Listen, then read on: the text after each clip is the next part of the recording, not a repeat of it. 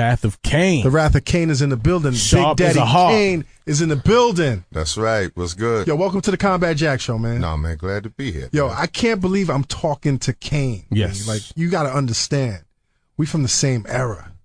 Like, I warm it up Kane. Like, WBLS. When they playing it back to back. From the same era, but not from the same cloth, man. Not from the same cloth. Right not from the same cloth. I mean, you ain't got no pocket square right now. No. All Kane right. is looking clean right now. Kane is very clean right now. Always clean. Yes. Always clean. How you feeling, Kane? Man, I'm good, man. Everything is great, man. Yeah, man. Yo, thanks for coming on to the Combat Jack Show, man. Nah, already know what it is, man. I mean, I reached out to you, brother. Yes. And know, when you reached out to me, man, I had to pinch myself, dude. Because I was like, yo, you're a legend, dude. You know, am I dick rider right now? Yeah. No. You said yeah? No. You're appreciating Kane. No. I just want to make sure. We're not dick riding Kane. Hold on for a second.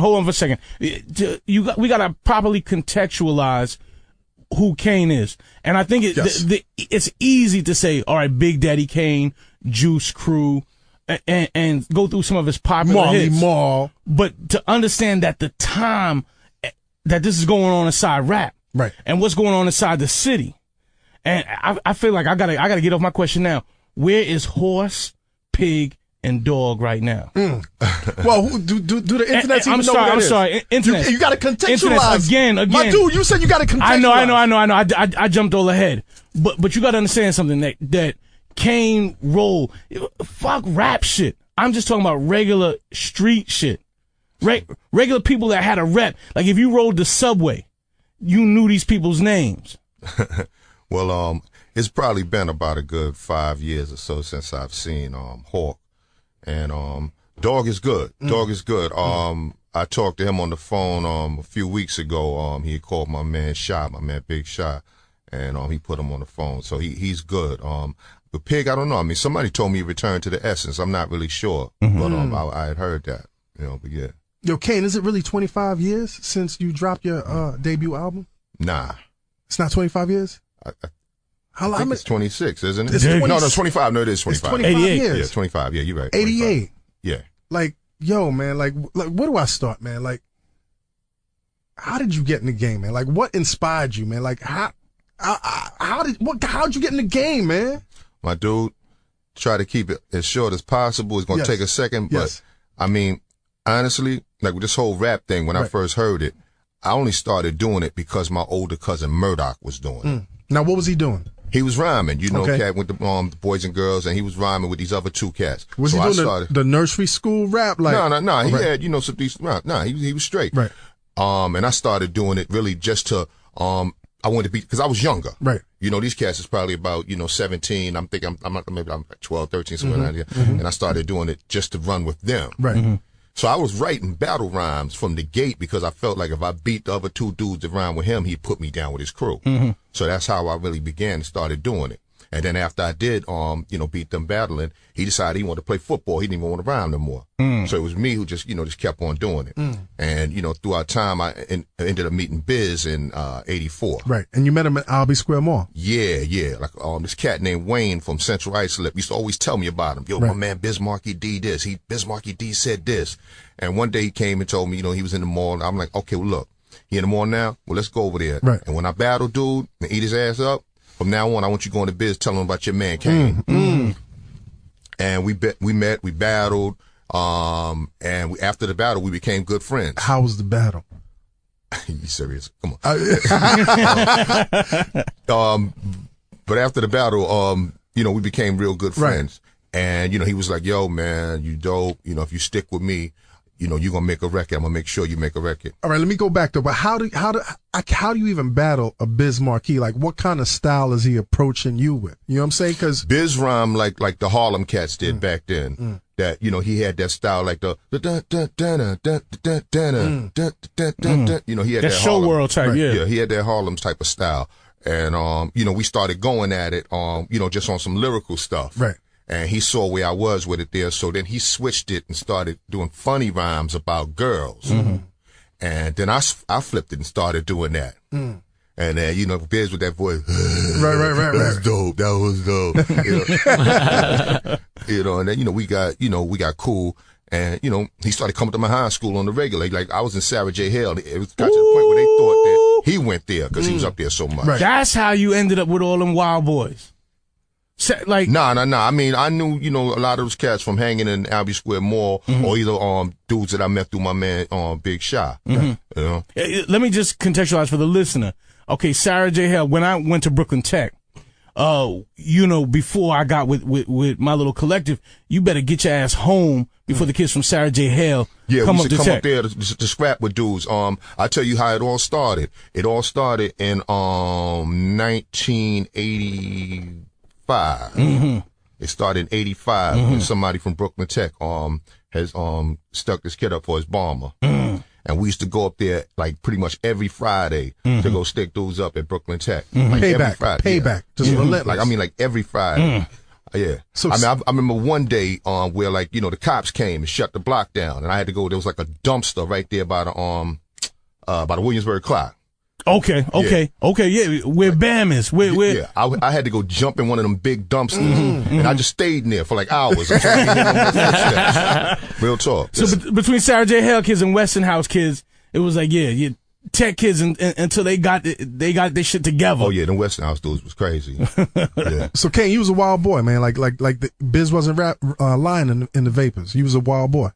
I mean, you know, I did what I had to do. Right.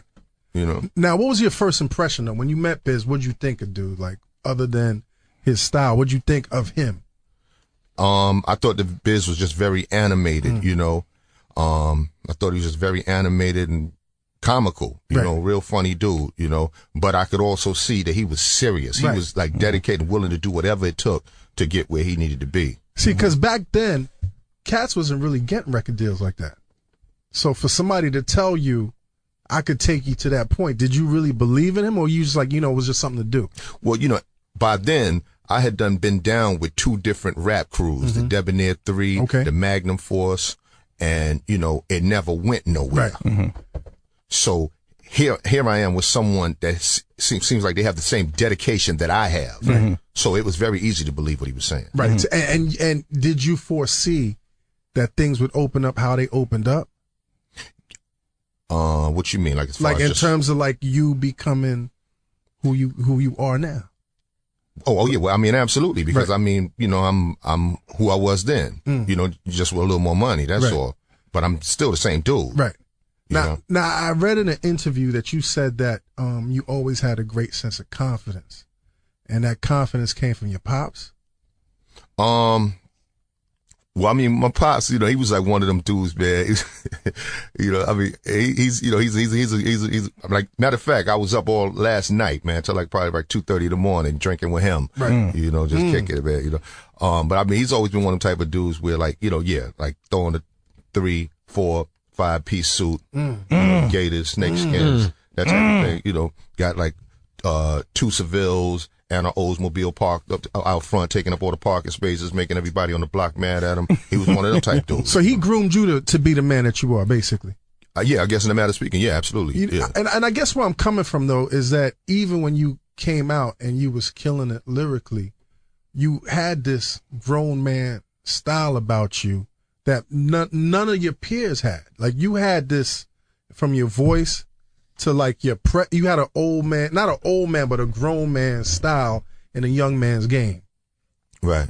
Well, I mean, you know, with me, like I didn't really want to project the B-boy fashion. Right. You know, that wasn't my thing. My thing was, you know, like, you know, some Brooklyn stuff. So, you know, it's like we want to be fly. Right. We want to look like, you know, players and pimps. Right. You know, so that was like, you know, really, the look that I wanted to portray. And that's like I said, that's how my father dressed, you know, and as a kid, I was so used to kids on the block, you know, not talking about, you know, the drug dealer dude, you know, that's getting money over there or this hot DJ. I'm used to them coming up to me, you know, back then they was calling me by my government, you know, they come on, yo, Tone, tell the truth, man, your pop's a pimp, right? You know, so it was like, that was like flattering in a way. I mean, disrespectful in a way because, you know, he married to my mother. So I'm like, what the hell are you trying to say? You know, but at the same time, you know, it was flattering. Right. You know. I'm sorry, what'd your pops do, man? My pops was a truck driver. A truck driver. Yeah, he was a truck driver. First he, drove for North American van lines across country. Remember that blue with the blue and the red? white. Yeah. He Red, drove for them cross country Yeah. for years, and then when my brother Shane was born, he stopped and drove with a local company. Right. Now, and you listen to a lot of music growing up, man? Oh yeah. I mean, you know, like my mom's man blasting Marvin Gaye, Teddy Pendergrass, Saturdays, Ozzy Brothers. windows open. Oh yeah, cleaning up the Lysol in the come air. on. Yeah. My pops, he was just strictly Al Green, Johnny Taylor. That's as far as it went with him. So you came in the game basically with this sense of soul. Yeah, absolutely. Right. Absolutely. Lyrically now, man, who influenced you, man? Because you have Kaz. Grandmaster Kaz. Yo. Yeah. Like I remember writing one of my first rhymes. I had something, I thought I was killing it, right? You know, I had something like I'm the Tony, the Tee. Your hands can't hit, but your eyes can't see. And I'm thinking, then my man played this Cold Crush tape, and I'm hearing Kaz, I'm 6'1.5", no good at math. Say rhymes to myself when I'm taking a bath. Got true clientele, finesse and clout, and I don't get into nothing that I can't get out. I just ripped my whole shit up and started studying this. Yeah. Right. Yeah, I just started to rhyme over. I started my life over. Right. You know what I'm saying? Yeah. Now tell us about like when you after meeting Kane, what was after meeting Biz, what was the next step in terms of like getting closer to this industry, man? Well, when I met Biz, like what he was trying to do was really get us to open up at parties for other artists. So on some local shit or you remember Mike and Dave? Yeah. Okay, well we were doing a lot of their events. Okay. You know, they would have Dougie Fresh sometimes, and Doug had out the show at the show. You know, which was a devastating record at the time. Yeah, amazing. And it was the type of thing where, we would open up in a lot of these Mike and Dave events. And they were all great, except for the very first time when we opened up for Doug. Cause see, the thing was, Biz understood the, the crowd and how to work it. I didn't know that, I knew how to battle dudes, but I didn't have that entertainer frame of mind. So you just grabbed the mic and spit and just posture. Biz always told me to say these rhymes. Right. Like, yo, remember the story about it? Yo, do that one tonight. Yo, do that one tonight. But they were all funny rhymes about girls. Right. All that, cause from once Kaz did Yvette, I think every rapper had some sort of funny rhymes about girls. Right. But this is 85 when Slick Rick is hot with Lottie Dottie. Right. And now we about to open up. It's basically the same thing, I don't want to look like no biter. Right. So I didn't want to do that. Right. And I told Biz I wouldn't do it. And that night I did some of my battle stuff, and I'm on stage, spitting hard. And I mean, cats in the audience is, they're like, I'm about to go get a drink, man. What you want? I was probably like that close to getting booed, man, So from that point, I just listened to what Biz said, That's amazing. So Biz really had this innate sense of like showmanship. Absolutely. And you learned a lot in terms of like incorporating that into your style? Well, I think with me, when it started, it was like, when I had Just Rhyming with Biz out and Dougie Fresh came to one of my shows and, Doug, he went and sat stood right in the front and watched the whole show. Then afterwards, he was like, telling me how dope it was and, why you didn't, you should have. Then he was like, wait, how did you feel with Doug telling you this though, man? I mean, I was, cause I've seen Doug perform and how amazing he was. Right. So I'm sitting there wide open, my eyes wide open, taking notes like, okay, right. Yeah, I'll do that next time. Right. And then he, told me to, come back to the crib with him. So we went back to his crib and he, pulled out these, back then, I think it might have been Betamax. He was watching. Yeah. The world has changed, my dude. You dig? Yeah. But he showed me Earth, Wind and Fire, Michael Jackson, Pink Floyd, and he was showing me concert joints. Yeah, concerts.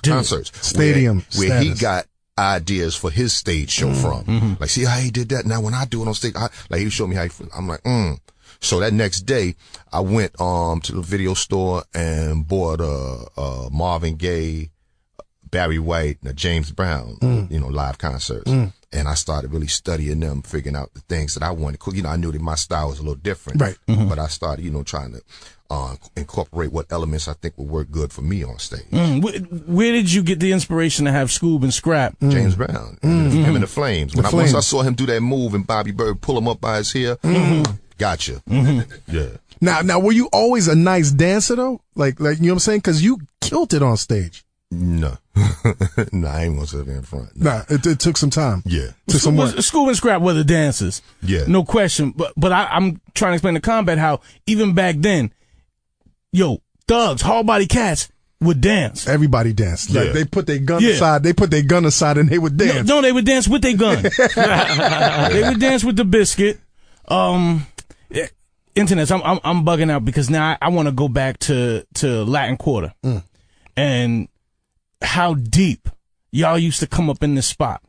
Oh man, we used to be there all the time. You know, I mean, that's actually where I met School Bad. I think probably like in like '85. Maybe. You know, that's when we was everybody's still just trying to get on. You know, Scoob and Scrap, IOU dancers, yeah. Well, I don't think Scrap was with IOU, but Scoob and Mike. Mike. But Lays. Lays. With MOP. Right. Because, you know, he was my first dancer before Scrap. Okay. It was Scoob and Lays. Okay. Yeah, I mean, you know, it's like to hang in there. I mean, you know, the quarters was crazy. Right, crazy. I mean, you were in there like that? In there. He was in there. In there and made sure that when Ultramagnetic's Funky came on, He was out. that nobody came over and pointed at me like this one. Yeah. Nah. Well, you know, the three main records to get stuck up to was Brooklyn's in the House, Cutmaster DC, Cutmaster DC, Ghost Stetzer, and Top Billin'. And Top Bill. Now I feel like Ultramagnetic Funky when that piano. that was like the next level. when that was the piano next level. started. Nah, that drum roll on Ghost Stetzer, I don't know what it did. Oh, yeah, to Brooklyn dudes, man. yeah, But I mean, that was the Tuck Your Chain song. Yeah. That was the Tuck Your Chain. Did you ever get anthem caught out for there, real. man? Did they ever catch you out there? Well, I was with my man Shy and all Right. them, you know, so I was with the dudes that was, you know, You was with the doing it. wolves. Right. I was with the dudes that was doing it. Yeah. You know. Yo, tell us about the first time you met Marley Marl, man. Well, that's really not the story. Right. The third time I met Marley Marl is the real story. Okay. You know, cause I'd been to his house, twice with Biz when he was working on stuff Okay. for, his album. And, you know, this one particular day, it's like, you know, Biz stayed at my crib and went and bought this song, then said he was going to downstairs to go buy another record. I'm like, man, I'm going to school, man. And after school, I bounced and went to Queens to meet Biz there when he was getting ready to record Nobody Beats the Biz. And, you know, Marley talking to me with the chain on the door.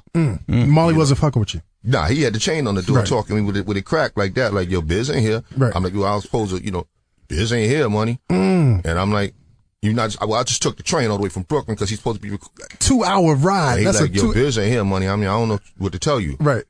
I'm like, all right, no doubt. And I'm like, hey, well, just give him this, man. These are the rhymes he's supposed to do today. And he like, yo, you writing Biz shit? I'm like, you know, like, I mean, I did that one. He's like, and then, he said, did you do Make the Music? I was like, nah, I didn't do Make the Music. Then he was like, they opened the door. He was like, yo, how does go? And I was like, you know, spit a little bit of the Nobody Beats the Bitch. He was like, yo, come on in. You know, and then, you know, he said, you know, like, yo, yeah, you rhyme too. And he asked me to spit something. And I spit a verse. And he was like, yeah, you want to record something? And, I believe that day we did, I'll Take You There. Yeah. That's your first record with Marley Marl. Yeah, I believe that was the first joint we did. Yeah. That's crazy, man. Now, initially, you started off rhyming. You wasn't writing. You started off as a rapper. No, honestly, I first started off writing for my cousin, a girl named Nicole. She called herself Nikki B. Okay. I was writing for her, and I was trying to DJ. That was what you saw yourself doing. Yeah, this is like, I don't know, maybe like 80. Okay. Dig it. And somebody, you know, broke in my grandmother's cribs and stole my turntables. So that was that. You know. Where your grandmother live, man? My grandmother, she used to live right across the street from the Albee Square Mall. Okay. Yeah. Yeah, they broke in her crib and stole. On Duffield? Nah, right on the street that's called Albee Square. That street where them parking lots are. Yeah. Them buildings right there? Yeah, exactly. Yeah. Dig it. Yep. She used to live Duffield's around the So- corner. That's Bridge or something. What's that? Albee Square, and I believe that's Willoughby. I think that's Willoughby. Okay. So that killed your DJ career. Yeah, that killed the DJ. So then you started focusing on the writing. Yeah, once I heard my cousin rhyming, then I wanted to do what he was doing. Right. Yeah. All right. Now, tell us about the writing relationship you had with Biz, because my impression is that you did all of his writing. Well, I wrote a whole lot of stuff for Biz Right. during that first album. You know, it's like really it was Biz ideas. You know what I'm saying? Right. It'd be the type of thing where Biz is like, yo, I want to do this song called Pickin' Boogers. And, you know, talk about, just anything about, picking boogers, and somewhere in there. And what are you thinking when he's telling you this? I'm thinking he's losing his mind, Right. but that's Biz. Right. But he's like, somewhere in the song, I just want you to put this in there. Hey, Mom, what's for dinner? Go up your nose and pick a winner. Yeah. Even like when nobody beats the Biz, he would come like, yo, but the style got to be like, zucka, zucka, zucka, zucka, zucka, zucka, zia. Zucka, zucka, he's just mumbling some stuff. Biz is like a conceptualist, but he needs somebody to help refine that. I mean, I don't really think Biz really needs someone to help. I think Biz just be lazy and don't want to write himself. Because Biz can write. Biz can write. Mm-hmm. So basically, it was more of a collaborative effort, like him giving you his ideas and then you helping him spell it out. Okay. Yeah. All right. So after you record this record with Marley, now what's the relationship like with Marley Marl? Well, to be honest with you, things got funky, but it really wasn't funky with Marley, because Marley wasn't the one that had lied to me. Okay, now, what happened? Okay, I thought you were going to tell us Marley sicked G-Rap on you. Yeah. So what happened, man? Take us. We need that on video. What it was like, like songs that, I was producing. I didn't get producer credit. I'm like 19 years old, so I don't really know. And I'm being told, with the Warner Brothers deal, we only got it because they look at Marley as a super producer. Who's telling you this? Who's telling you this? This was like the dude that owned the label. Okay. And, like he's explained, like this is like if it doesn't say produced by Marley Marl, they may lose the deal. Right. Mm-hmm. And I believe, you're going to get your credit. Right. Mm-hmm. And, my dumb ass at 19 believe that. And you're actually producing the records? Yeah. Okay. Like basically what was going on was Marley was really like basically the engineer. Of course. Because he's the one that, recording everything and, putting the samples together. So what records are you producing? On Long Live the Kane, everything except for I'll Take You There and The Day You're Mine. So you produce 9. And I'm sorry, and Set It Off. 45 King actually did. Right. So you produce the majority of your own album. Yeah. That's crazy, man. Yeah. And here I was about to say that, I think that Marley doesn't get mentioned a lot because people don't put him in the category of him being one of the greatest. But he is though. Right. I mean, like stuff like Young, Gifted, and Black on the second. No, Marley did a lot of dope, incredible stuff. Right. Don't get me wrong. I'm not saying that Marley is not Marley is a great producer. Right. And I think he deserves to be mentioned with the Dre's and the whole nine. Because so many people copied and emulated his style. Yeah. And he changed the game. Yep. But you wasn't getting your producer credits. That's crazy. Yeah. So when did it hit you that you was getting jerked, man? Like probably right after that album came out, Yeah. Now, I read somewhere that initially Warner Brothers wasn't fucking with you. Like they wasn't trying to sign you. Yeah. The deal was for what they wanted Shan and Shantae and were willing to take Biz. Mm-hmm. And that was it. They didn't want me, they didn't want G-Rap. So was the Juice Crew in existence at the time or what? Okay. Yeah. I mean, we all were together. Right. But they didn't want me and G. And what happened was Fly Ty, on the label, he just put out Raw on another label, right. Prism Records. Prism, yeah. Yeah. He put it out and it started bubbling. Did he just put it out just to make some money, or? Well, he thought it was a dope record. It was a dope record, dude. Because when we first did it, Marley didn't like the record. Mm-hmm. Because he was mad at the Mama Feel Good. He was like, yo, man, you trying to sound like some Public Enemy stuff, man. We the Juice Crew, man. They want to sound like us. Right. Like, he didn't want that in there. Mm-hmm. So he didn't really like the record. You produced Raw. Yeah. Yo, Kane. Hold up, Internets. Kane produced Raw. Right. Do we want to? We got my man Riggs Morales in the background. Do we want to talk about that? Was that a demo that the joint where you and G-Rap trade verses?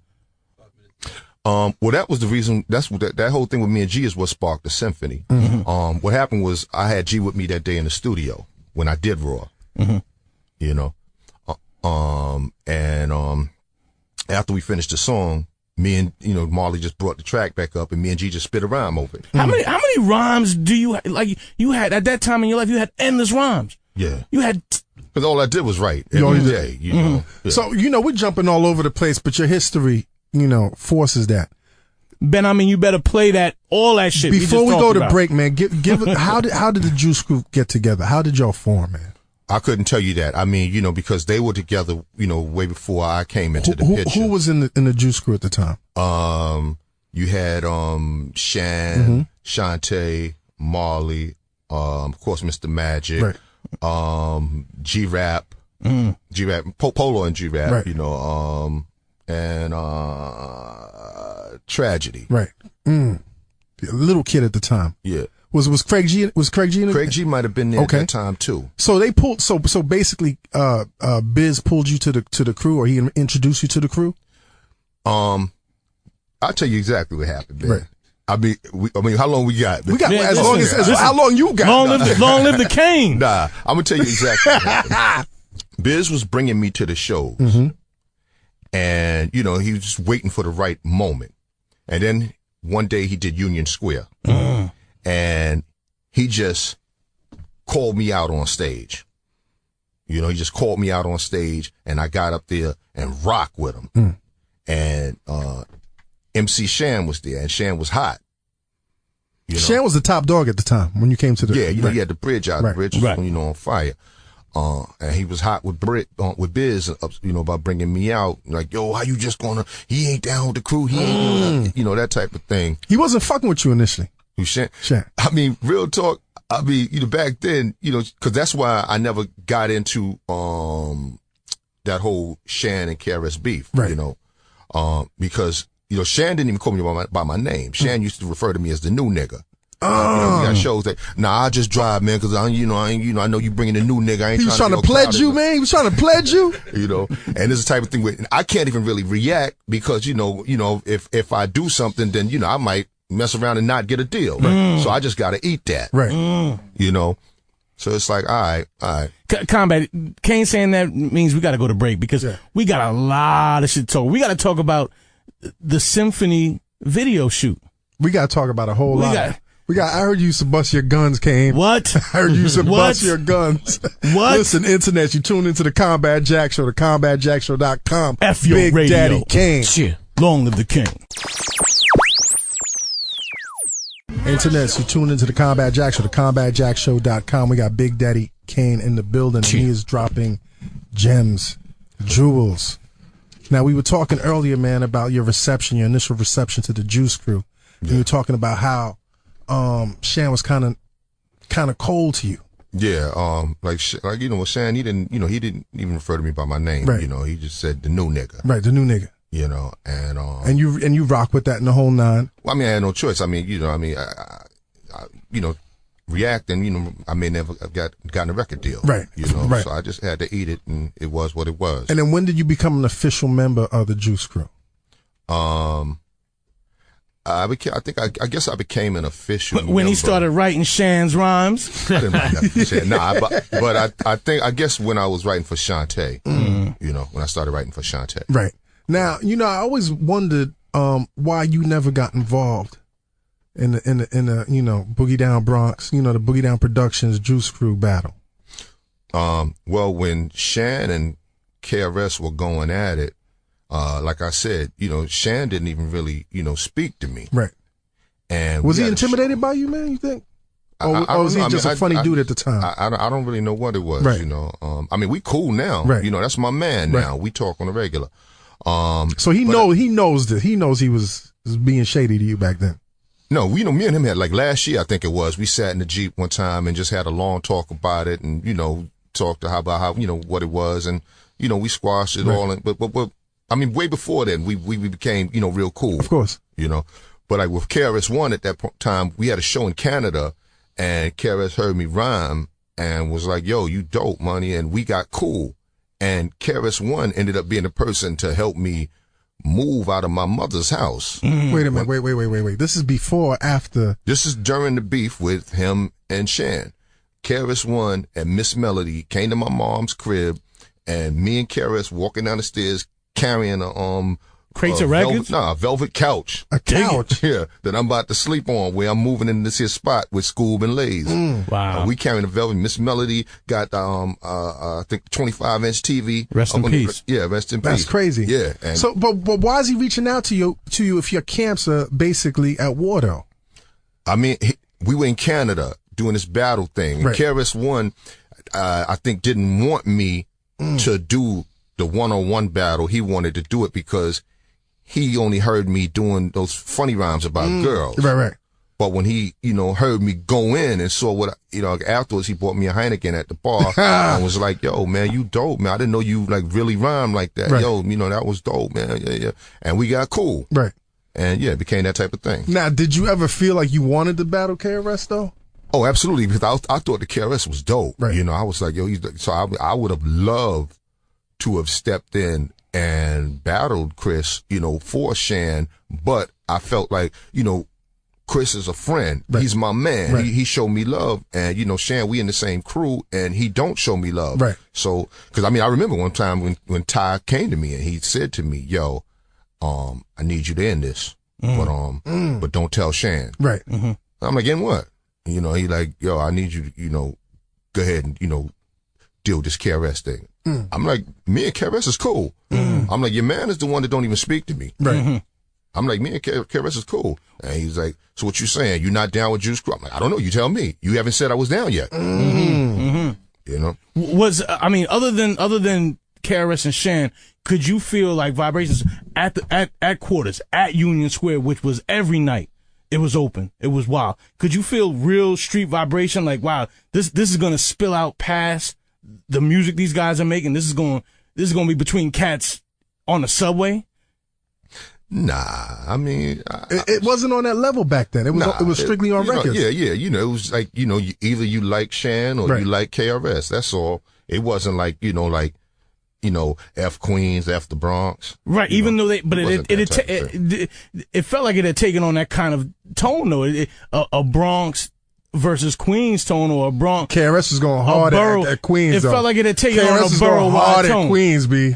Oh, and I guess you being from Brooklyn was kind of separated from the fray anyway. Brooklyn, nobody was really saying sideways shit about Brooklyn anyhow. Now, did it cause any stress though? Because you're on this crew, now you're officially on this crew, and you're not officially riding for them. Did that cause stress inside the crew? It definitely caused some friction. I know Mr. Magic was hot. Hey yo.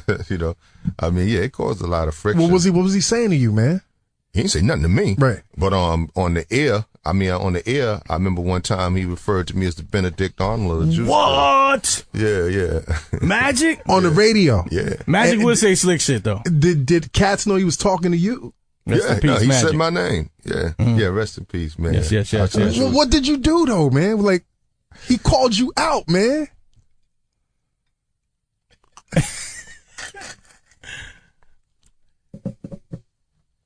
We settled that. Oh. Okay. You know what, Combat? Let's get to what could have been the realest street shit. You and Rakim. Everybody asked him that question. You and Rakim. Everybody asked him that question. Definitively. At some point, does it ever feel personal? Actually, what do you mean? When you listen to someone's bars and you feel like, wait a minute, this was because now y'all have, people don't realize either that the people that Rakim used to roll with, streetwise, I feel like when people from where you grew up, people from downtown, people from Fort Greene area, people from Supreme and all them. Yeah, well, it's like this. Rakim is a great lyricist, and also somebody who I felt like like he's a dope MC. Yeah, I would love to have battled him. But Cass was trying to instigate it, or was absolutely right. Absolutely. It was more or less people getting in my ear. Yo, what do you mean by word to daddy? Indeed. People getting in Rakim ear. Cause we ended up talking. Cause you gotta understand, me and Eric B was cool. When I bought my first house, I had a set of keys, my father and Eric B. I was in LA, taking care of some other business. Eric B was at my house every day, watching interior decorators bring the furniture in. Mm. He was the one letting them in. You know what I'm saying? Eric come to the crib, sit, kick my pops and his pops, drink a beer, hang out, watching Luke videos. You know, on TV. You know. I never knew that. That's you know, so me and Eric was cool, and Eric's brother Ant Live was my road manager. So what happened was, me and Ant hanging out, and a girl gave me a photo of herself, and the photo said, "Dear Kane, I want to set it off and get RAW. Ain't no half stepping because I'm gonna break your wrath in half." Those are the exact words on the photo. So this was during the time when everybody was saying, "Yo, I got this song called Break the Wrath in Half," just in Wrath of Kane. That's when the rumor was. Right. So I gave the picture to Ant, Eric B's brother. So he like, "Yo, ma, what you mean by break the wrath in half?" And she like, "Oh, you ain't heard that Rakim song, Break the, oh yeah, he going at you, he dissing you. Oh yeah, Eric B played it for me in his Rolls Royce on Jamaica Avenue the other day." And, you know, we sitting there laughing and whatnot, right? We dying laughing, and we just, and every time I look at him, I'm just laughing. So finally the chick is like, "Yo, why you keep looking at him laughing?" Right. I mean, what you work with Eric or something? And he like, "No, I live with him, bitch. That's my brother." You know? And that's when Ant was like, yo, this is just getting too much out of hand. Y'all need to talk. Right. So Ant Live called Ra, put him on the phone, and, you know, he, explained to me that he thought the, rap soloist, You Don't Want None of This, was about him. And I explained, I'm like, no. I'm saying I'm a rap soloist. Competition don't want none of this. I'm like, you're not the only, I know you said, and you know that I'm a soloist, but, you're not the only solo rapper, my brother. Anybody rhyme alone is a solo rapper, right. And, I asked him about the word to daddy, and, he said that was just some Long Island slang. It wasn't a shot. Right. And we squashed it and, left it alone. And then, Rap Mania came. Like, after Rap Mania, it was like the first hip hop pay-per-view event. Right. That did real good. So. Wait, who was in the first Rap Mania? A bunch of people. I was on it. Rakim, right. Ice-T, Melly Mel, a lot of people. But, it did so good that they, wanted to fund, another one for the following year. And Van Silk, Van Silk. Yeah, he was the one I used to work with Van Silk. Man. Okay, well, he put it together. Yeah. And so his idea was for the following year was the battles. So he had Sparky D and Roxanne Shante Confirm, Furious 5 versus Cold Crush. And, he was trying to get Mo D and LL, me and Rakim. Somebody would have got shot that night, B. And somebody would have got shot that night, man. What happened was, from what I was told, LL said, if Kane and Rod do it, then I'll agree to do it. And so now the pressure's on, right? Yeah. So I'm like, okay, cool. Then Van Silk called me and was like, yo, can you reach out to Eric and Rod? Because I'm thinking that, there might be a problem on that side. So, I called Eric and I'm like, yo, Van was saying that y'all don't want to do the battle, John, because basically they was offering us $50,000, and then whatever happened made them up it. Now they was offering $75,000 a piece. Woo! And back then, the most money we made on stage. Right now, I feel you. But back then, the most money we made on stage was probably like 15 grand. So 75,000, so I'm excited about the dough more than I am about, battling Ra. Right. And, I called Eric. I'm like, yo, dude was saying that, somebody, and I remember Eric, oh, now we gonna bust your ass, Kane. We gonna bust your ass, Kane. Oh, now that's all right. That's a done deal. That's a done deal. We gonna bust your ass. Don't even worry about that. So, I called, Van back. I'm like, oh, yeah, I just talked to Eric. He said, then the next day Van called me again and he was like, I don't think it's a problem with Eric. I think it's something with Ra. Can you call him? I'm like, I don't know, dude. Cause I didn't really, right. I'm like, well, I don't know, dude. And you're not the promoter. You're the artist. No, I guess he was trying to get somebody, to mediate right now. Cause if they didn't have a me and Ra, LL wasn't going to do it. So therefore it was really like no need to even, Sparky D and Rock. Yeah. So it basically became, where they changed it and made it Sisters of Rap, which is all female rappers. Cause, they couldn't get it confirmed. Rod didn't want to do it. Well, you'd have to get Rakim here to explain his side. Right. Cause ain't no telling, I can't really speak for that brother. Right. But as far as me, I wanted to do it. Right. I remember the shift, man. Like when Rod dropped, cause he dropped a couple of years before you. Yeah. And, you know, it was common knowledge that this cat right here is the hottest cat on the mic right now. Mm-hmm. Right. And then you came out and you put your first album out. And I remember specifically I was in my crib, and when I heard the second album, I didn't even know about any of this because I'm such a pedestrian fan, but I remember when the light bulb switched and I was like, hold up. I think Kane might could take Rakim. Like, you know what I'm saying? Like, because before that, you couldn't fuck with Rakim. Right. Right. You know what I'm saying? Which is kind of crazy, man. But I think too, I mean, Rakim was kind of, he was such a watershed shift in just how rhyme patterns were being delivered. But then when you came and I feel like solo artists just started coming much more hard. I mean, LL was hard too. LL was unquestionably hard. I mean, see, what you got to understand is this, man. Rakim is like Joe Louis. You know, he is like one of the greatest at what he does. Right. You know, just like Joe Louis was such a great fighter. I'm more like Muhammad Ali. I knew you was going to say that, Kane. I knew you was going to say that. Muhammad Ali was a great boxer. Mm-hmm.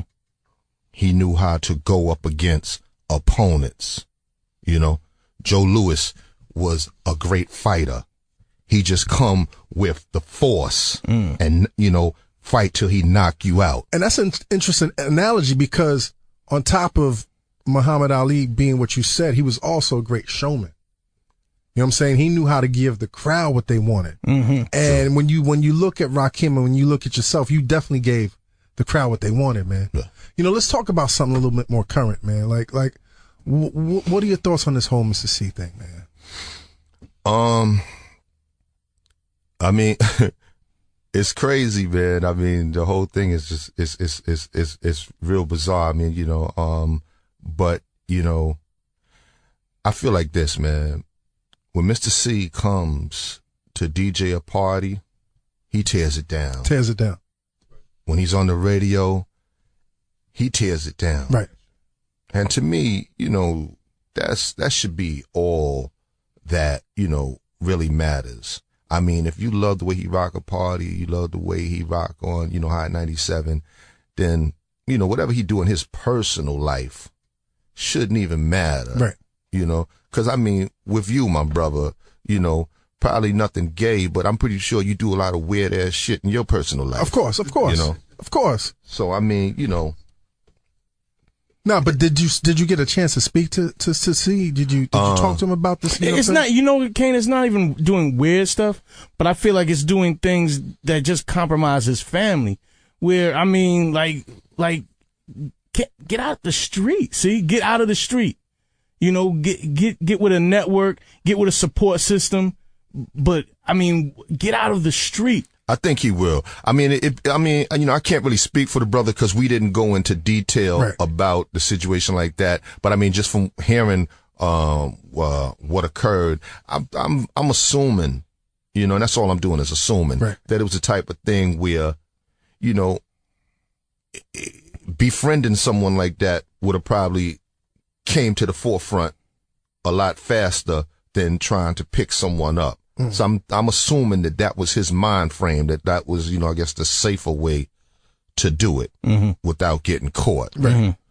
But now, you know, he's caught, it's out in the open. So, you know, hopefully from this point on, he won't do that. Now he may, I think from this point on, maybe he feel like he can just, you know, just holler at, you know, someone, that type, you know, person, you know, and do what he got to do. Did you hear him on the radio the other day, man? Yeah. How'd you feel? You talking about the next day? Yeah, the next day. Yeah, how'd you feel about that, man? Cause y'all been through a lot. Like y'all ran for years, man. Yeah, I mean, you know, I met Mr. C in high school. Battled him. He was rapping? No, he was saying his rhymes from his crew members. Okay. And then he told me afterwards. Then he told me about his crew, and I got down with his crew, the Magnum Force. but we were the only ones that were really seriously dedicated. It ended up being just the two of us. And, you know, once I got the deal, see, we ready, let's go. And we started rocking. But, to be honest with you, from 1984 till now, you know, me and Mr. C never really hung out. Right. You know, cause we're two different types. You know, C don't drink, I drink. You know, we just two different dudes. Right. C like a different type of girl than you. we just two different, you know, we just two different type of cats. And we never like even when I got down with the Magnum Force, the first thing I did was start hanging with the two dudes that like to drink OE, you know, in the crew. And we became cool. Like me and C never really hung. Right. You know? So it was like a professional relationship. But it was the greatest relationship because he knew me like a book. Like he knew the way I write. You know, so he knew when to drop the beat so they could hear a punchline, even if it was a rhyme that he never heard before. He just knew the way. He knew my hand movement. Like if I'm getting ready to do a different style, for some reason I move my hand with the way I'm flowing, and he'd be watching my hand cutting the same way. Like he knew me like a book. Right. You know, I mean, the greatest Mr. C story I can ever tell is we're doing a show, Juice Crew at the Apollo. And we're performing on the Bug Tip. Performing on the Bug Tip. And one of his turntables broke. And he rocked the whole joint on one turntable. Just Did you know that? No, I didn't know till afterwards. That's crazy. Yeah, that's on one crazy. turntable. Yeah. So I mean, it's like he's one of the greatest DJs I've ever seen. You know what I'm saying? It's such a professional at what he does. You know, and I hope that it's able that he can stay that way and not be judged. You know, because that's his personal life. You know, and I think at this point, man, cats really want to see C win. You know what I'm saying? I wasn't too into having him confess on the air, because that's really nobody's business. But I think in the long run, most of us recognize him for the greatness. I'll be honest with you, whenever C is under duress, that motherfucker spins the best. Like when C comes home from bail, that next show, fire.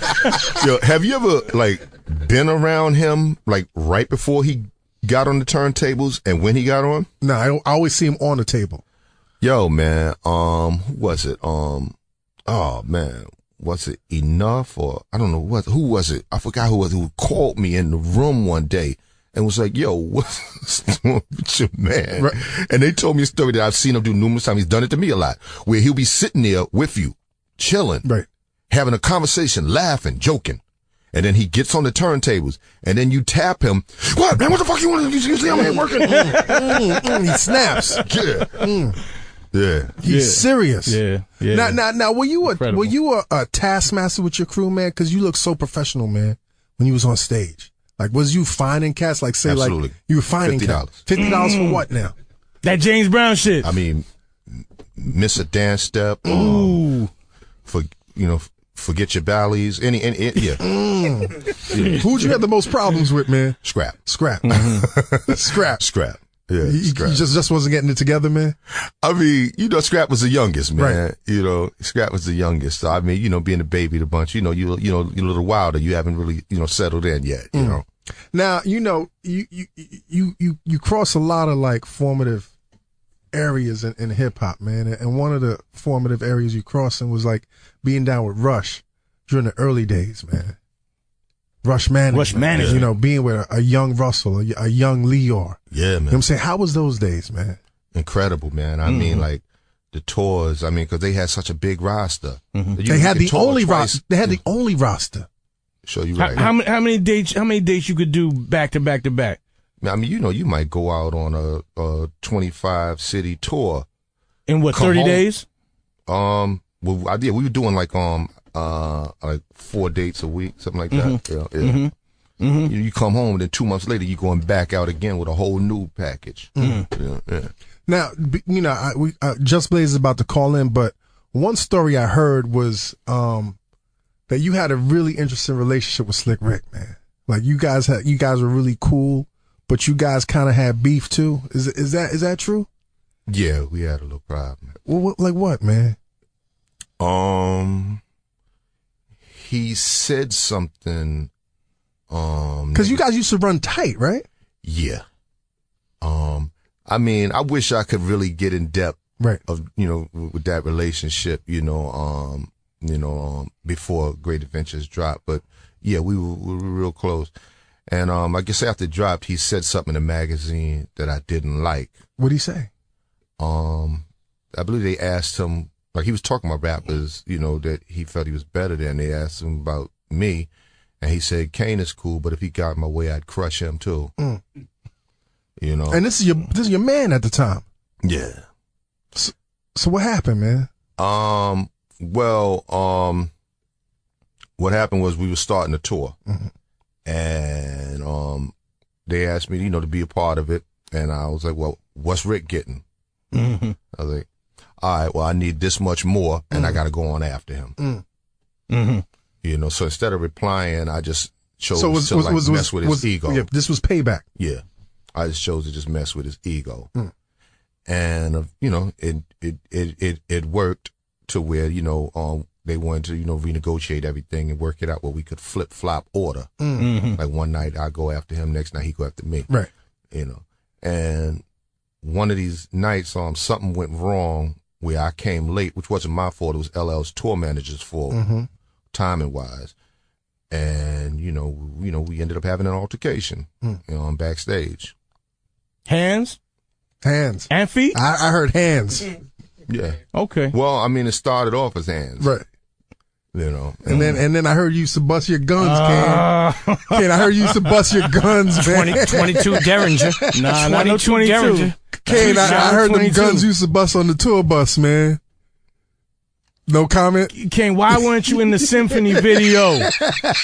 Why wasn't I in the symphony video? Why weren't I was you in the symphony video. Why weren't you at the shoot that they had upstate? I was at the shoot. I just had to leave early. I had to leave early. Okay. We had we had Ralph McDaniels here one time. Ralph McDaniels explained to us that that it got ill. Uncle Ralph kind of snitched on you, man. It was like not snitch. Just said it got ill. Talking about history, man. It got ill, and you had to lay a little low. You left the shoot prematurely. Yeah, that's a good way of putting it. Yeah. Good way of putting it. Yo, is Just on the line? All right. That's crazy, man. Yeah, nah, Kane definitely busts his guns into that. Yo, Kane, did you have a temper, man? A temper? Yeah. Yeah, I could say that. Because that was the rumor. It was like, you don't fuck with Kane. Kane is a cool motherfucker, but if you get him the wrong way, he might smack you person that try to bust his gun on the tour bus. Well, shooting a gun, that's a crime. Yes, man. of course. Allegedly shooting Like I never saw it happen. People say it happened. I never saw it. I can't confirm, but people did say though. Yeah. So just calling in. Yeah, he said he's on the elevator. As soon as all right, cool. Another video I want to talk about, man, because you kind of caught some flack behind this, man. Don't curse video. What's the flack? The flag you had on the about the clothing. Yeah, the bull. You had the bullfighter kind of blouse type thing with the scarf, and you had a cast on too, man. Well, I broke my arm. Oh, you broke your arm. Yeah. Okay. Yeah, man. One of Chubb Rock boys said that y'all was crying. He said, "Yo, man, using the Don't Curse video with a bullfighter suit." It was silk though. The shit was silk, right? Yeah, raw silk. Silk. Now, what's going on with that, man? Internets, if you got to see this video with Kane. And the shirt and the scarf. Yeah, the matching scarf. Yeah, matching scarf. That's some ballsy shit, B. That's me though. That's you. Yeah. Like, what's going on through your mind? You. I'm gone. I mean, I'll keep it 100. I'm gone. Right. Like, yeah. So the rapper shit really didn't pertain to you. Like the way cats dress, you was above that. Well, you see, I mean, that was always, my thing. It's about, certain statements. Like certain places you want to arrive fashionably late. Certain places you want to be seen with the right person. I mean, lots of times, it's like if I'm in a battle, I'm thinking like an MC. But if I'm entertaining, I'm thinking like an artist. I'm on stage, I'm thinking like a performer. Right. So, in certain situations, yeah. So in a video like that, I already knew what it was going to be. So, yeah. Okay, yeah, this will definitely you wanted to stand out. It stood out, man. Yeah. Just is on the line. Yo, Just Blaze, what's up? Just Blaze ringtone. Ringtone. Hello. Internets. This is real right now. Yeah, how do you don't have somebody answer on the first ring, man? If this was a porno line, I'd have hung up already, man. Kane, I read somewhere also, man, that you used to tour with Patti LaBelle. The voicemail box and you caught like a lot of how she like used to do the costume changes and the whole nine, and you were operating on a different. Talk about that, man. Well, when I was on the road with Patti, I saw how like in the middle of the show, you know, she would leave and the background singers would finish the song off and doing their thing, and she'd bounce, go in the back, change clothes, and come back with a new outfit. I'm like, oh, that's crazy. I want to do that in hip hop. So, you know, I was trying to figure out a way. And at the time, you know, I was in the studio working with, Jay-Z and Positive K. So that's how I did it. Like I would come and do half the show, and then I would introduce Jay-Z and Positive K, bring them out and let them, you know, rap on stage. And then I go in the back and change clothes. And when they got through, I come back out with a different outfit on. So you're really trying change clothes. You're really trying to push the art to the next level, man. Because most rappers really not thinking about that. They're not thinking about dancing. They're not thinking about singing. They're not thinking about, you know, changing costumes. They just thinking about coming out and holding the mic. Well, yeah, I mean, you know, that's the way, you know, my mind operate. You know, I want, you know, the stage show to be, you know, spectacular. Right. So it's like I feel like, you know, you sit and study your predecessors, you know what I'm saying? And especially when it's someone from a different genre, because that means that, you know, it hasn't been done in hip hop yet, you know, most of the time, you know? Right. And I mean, when you really think about it, like when I talk with Melly Mel and them, that's what they always told me. There was no one before them. Right. So they learned from R&B cats. Right. You see what I'm saying? So, I mean, they definitely got their outfits from Earth, Wind, and Fire. Right? Definitely. Wow. But nah, I think they were more like some Rick James stuff. Rick James Funkadelic. Yeah, true. Hold on, let's see if Just is on this time, man. Yo. Cheat what up, code. Just? Yo. What's going on, man? We sitting in your studio with Big Daddy Kane, man. Let it roll, get bold. I just can't hold back and forth. Cause I'm the man with soul and control and effect. So what the heck? Yo, that my whole rap career is based off of that opening line. The first time I ever wrote, I think I was in 8th grade, and he had set it off. So mine was called Doing Damage. It was a total rip-off. Hold up. It was a doing damage, try to manage the body slam you, rock the microphone, and all of you who try to oppose me to JUST will go down in history. Yeah, that's a little Kane-ish. That's Kane-ish right there. What's up, Just? You on vacation right now, huh? Yeah, now me and the whole family's down here, Daytona Beach. We it's the yearly family reunion. We usually do it in Vegas, but we got some family down here in Florida, so we down here with the family down here. Right. But yeah, I know you heard Kane was gonna be in the studio. We had to break some time, right? You know, I had to at least just call in and say thank you for making Ain't No Half Stepping. It's my that like in my top 3 rap records of all time, and definitely a huge, you know, he along with Marley, definitely huge influences on everything that it has become the Just Blaze debacle. So I appreciate that. Thank you so much, big homie. It's all love. And my mother's gonna bug out because she actually, her and my cousin took me to buy the what was it? What was the first single? I'll Get Into It with Just Rhyming with Biz on the other side. And then my mom's and her best friend Jackie took me to Sam Goody to buy the Long Live the Kane album. And they both looked at the album cover and they said, why all the girls gotta be light skinned? 2 of the girls are dark skinned on the cover. I think there was one dark skin on the cover. No, The other two it's was one light skin and two dark skin. Yeah. Right. And I mean, so I was just like, I don't even know what that means. I just want to go play Ain't No Half Stepping. So if y'all will let me get to this record player, I appreciate it. But let me just ask you. I'm not gonna stay too long because I know y'all in big conversation and I got family over here. Do you remember where you were the day you Set It Off? Nah, honestly, I don't even have a clue. I don't remember. No. Yeah. But I know that with Set It Off. With Set It Off though, what all about was I was trying to do James Brown's Sex Machine. I wanted a song that started off like, before the beat drop. Mm-hmm. Right. Now, just like the count off. Yeah. You had another question about the record, how you get a record deal. Right. This is. I know. Obviously you worked a lot with Jay in the earlier days, and I know you actually come from the era of writing for other MCs. You guys probably have already talked about that. Did Jay have any part in writing how you get a record deal? No. It's just interesting. Like, I was listening to. Actually, I wasn't even listening to it, but when I got the email that you would confirm, I started thinking about the lyrics. I got to push like a presidential campaign. I'm thinking about all the lines, and I'm thinking about that era, and then I was thinking about Show and Prove, and I noticed the similarities in the rhyme flow. So it kind of just hit me for a minute. Like, did the influence rub one way, or did it rub the other? Do you think that was maybe the way Jay was rhyming at that time was a rub off of how you was writing at that time? Well, when I started doing like that real fast rapping stuff, right? Like that stuff that I learned from Jay.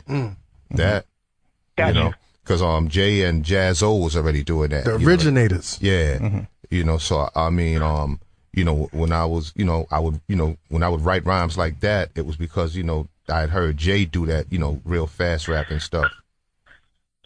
Gotcha. I knew there just had to be some kind of correlation there, like just thinking about some of the lines, like or the delivery. Not the lines per se, because the lines. I mean, none of that is on how you get a record deal, though.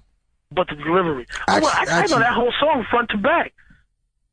There's a part when you do that, you do that fast rap, and it does sound. It is on how you get a record deal. Yeah. Okay. Yeah. Well, yeah. I mean, that fast rapping stuff. Yeah. I mean, that stuff I learned from that real fast rap. Yeah, I learned that from Jay. Right. It was the back in the day, something.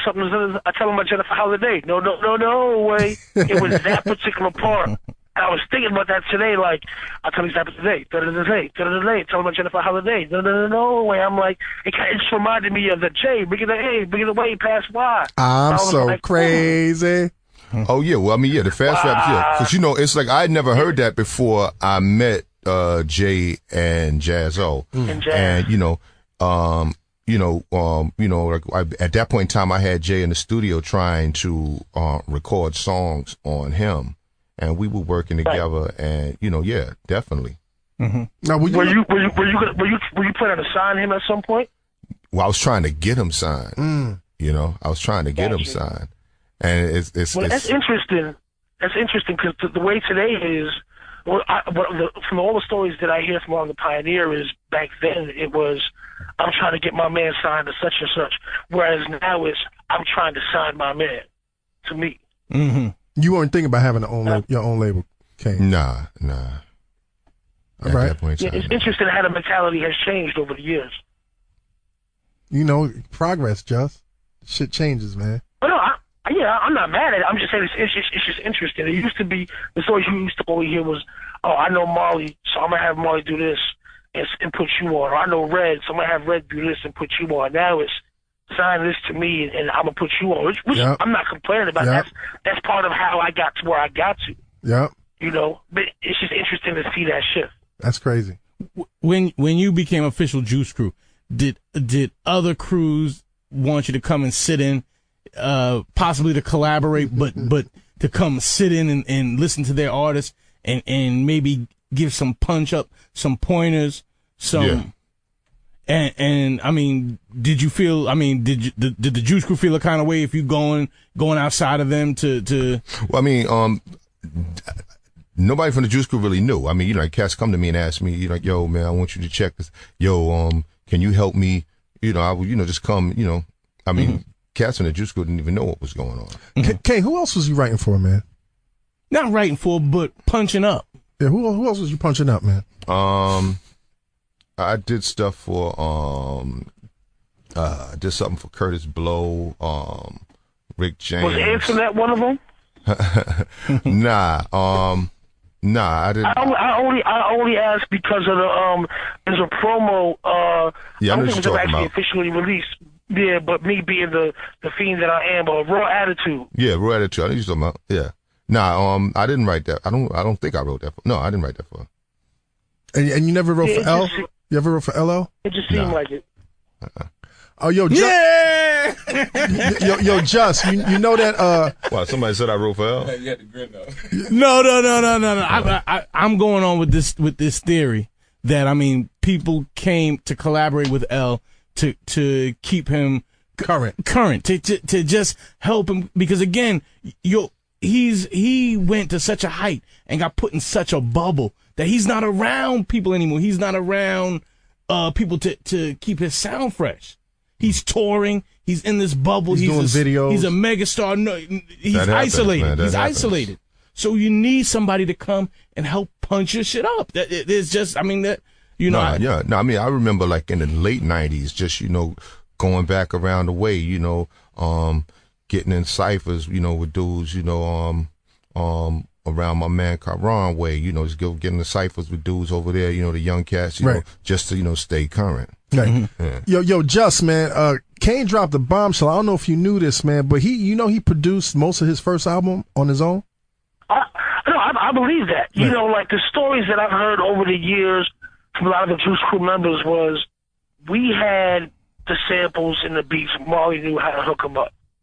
You know, so, and I think back then the definition of production and DJing and engineering, a lot of that was still blurred. Right. But, you know, when you hear that story enough times, you're like, okay, obviously the artists knew the beats they wanted to rap on, but they might not know how to work an SP or an MP or yeah, no, we weren't engineers. Mm-hmm. No.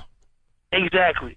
You know, but the thing is, the reason why those lines get blurred even today is because in the hip-hop, a lot of times we look at the person who's actually hitting the pads as or hitting the keys as the producer, and they just might be the programmer or the engineer. You know what I mean? Like, I used to hear that story in regards to Master A's first album. They were like, yo, Polo from G-Rap and Polo brought a lot of those loops in, and Ace knew which ones he wanted to rap on, and Marley just hooked them up on the drum machine. And that's not taking anything away from Marley at all, but it just goes to show that, like, I feel like a lot of artists in that era versus today, where you just go look for a beat and a hook to rap on, a lot of times the artists were digging alongside the DJs and the producers, or every artist had a DJ. So the DJ would come to you and be like, I want to rap on this, I want to rap on that, we need to hook this up. Well, so you got to understand something, Just. Today, what y'all brothers do is y'all chop stuff. You know what I'm saying? You might take a horn hit, you know, and you chop it and play it a certain way. Back then, all we were really doing was looping up a sample, like just a 4 or 8 bar loop. That's all we were doing. Right. So, yeah, if you brought that loop, you the one who produced it, because that's all you did. That's all you was really doing. Right. It wasn't like we was adding kicks and snares and all that there and, you know, chopping pieces. We wasn't really doing that. Mm-hmm. Right. No, a lot of those records are just straight up loops, or 808 here and there. You know, like for example, ain't no half stepping. You got the Blind Alley loop, you got the UFO horns, and you got the 808 under it with the big waterbed horns. But big waterbed horns. The Monk Higgins horns. What's that? The Monk Higgins horns. The Brian and the UFO siren. Yeah. Yo, you know what's funny? I never knew that was Monk Higgins. Yeah. Wow, I learned. So I'm still learning. You know, but that's why I value and I appreciate the fact that I can have conversations with all of the young kids today, the people from my era and the people from the eras that came before me, because I feel like the more you learn about your history and the more you learn about what's happening now, you can always maintain being current or being relevant in one way or another. Word.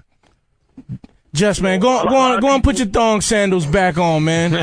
we ain't gonna hold your ears hostage right here with us. Them waves. Unless you got some specific questions, man.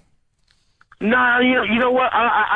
The problem is I'm dancing around, because otherwise we would be here until tomorrow morning. Right. And my family would be looking at me like, "What are you doing?" Man, go on with your family, man. Go on with your family, man. You workaholic, man. Get out of here. I'm going to. But thank y'all for allowing me to call in. Combat Jack Show, Just Big Daddy Kane. Love y'all. We in your studio, Just. We in your studio, We in your house, man. You in my studio. I'm tripping. There you go. Shouts to Stadium Red. Mike Cuz, what up? And I'll see y'all later on. Yes, sir, man. Peace. Cheat code. Yo, internet, you tuned into the Combat Jack Show. Let's go to a music break. Hey, Come back. hold up. Whoa. Yeah, Chico.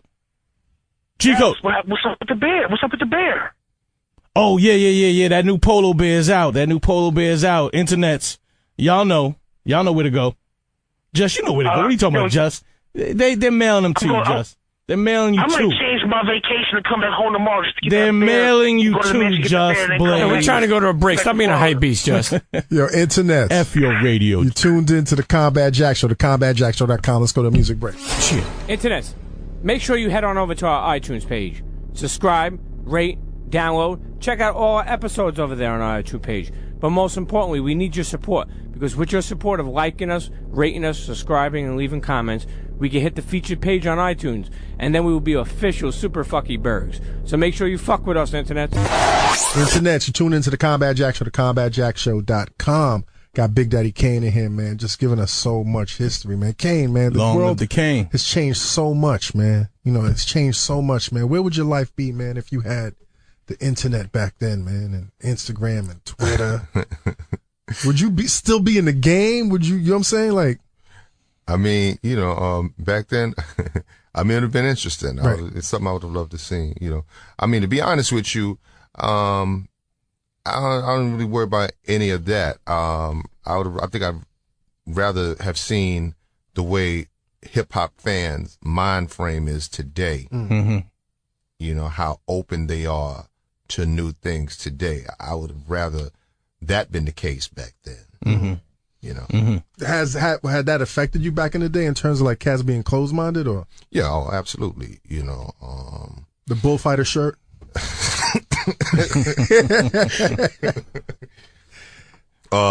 Man, brother, I done rocked a whole lot worse than that, man. Nah, I know.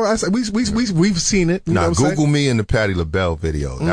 That was probably one. Now, Kane, man, you I know I've seen it. You're expressing your creative freedom and you're forward thinking, man. But do you look back and be like, did I really rock that shit? On some stuff, yeah. On some stuff, yeah. Some stuff I knew I was dead wrong. Right. Even when you had this shit on? Yeah, on some stuff. Like, what's the most dead wrong shit you had on, man? The most dead wrong shit, a purple sheer suit. Sheer. Straight up sheer, see-through. How many pieces? Just pants and a shirt. Okay. Shirt and sheer pants. Where were you getting this shit from, B? Getting it made, tailor-made. And you spending money on this? Yeah. Good money. Well, I mean, cool tailors. It wasn't all that expensive now. Yeah. But I mean, you were finding the material. You go to the tailor shop, see whatever they had that just was like, all right, this is ill. No one's ever. They would have like material, and I'm like, you know what? Yeah, make me. Yeah. See, give me the sheer he was shit. ahead of. First of all, you were ahead of your time as far as that bad boy shiny suit era. Yes. You was sheer suit. That's see through. You saw through the shiny suit era. Like you saw through them into the future. Yeah. Kane, man, musically, man, like, coming up in the hood and hearing your music and how inspiring you were, the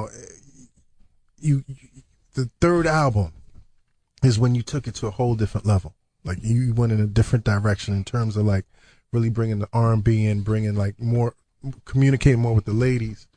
And as a fan back then, it was like, I couldn't fuck with it. You know what I'm saying? Right. It was so vast a departure from what we expected from you, man. Like, what propelled you to go so to the next level, man?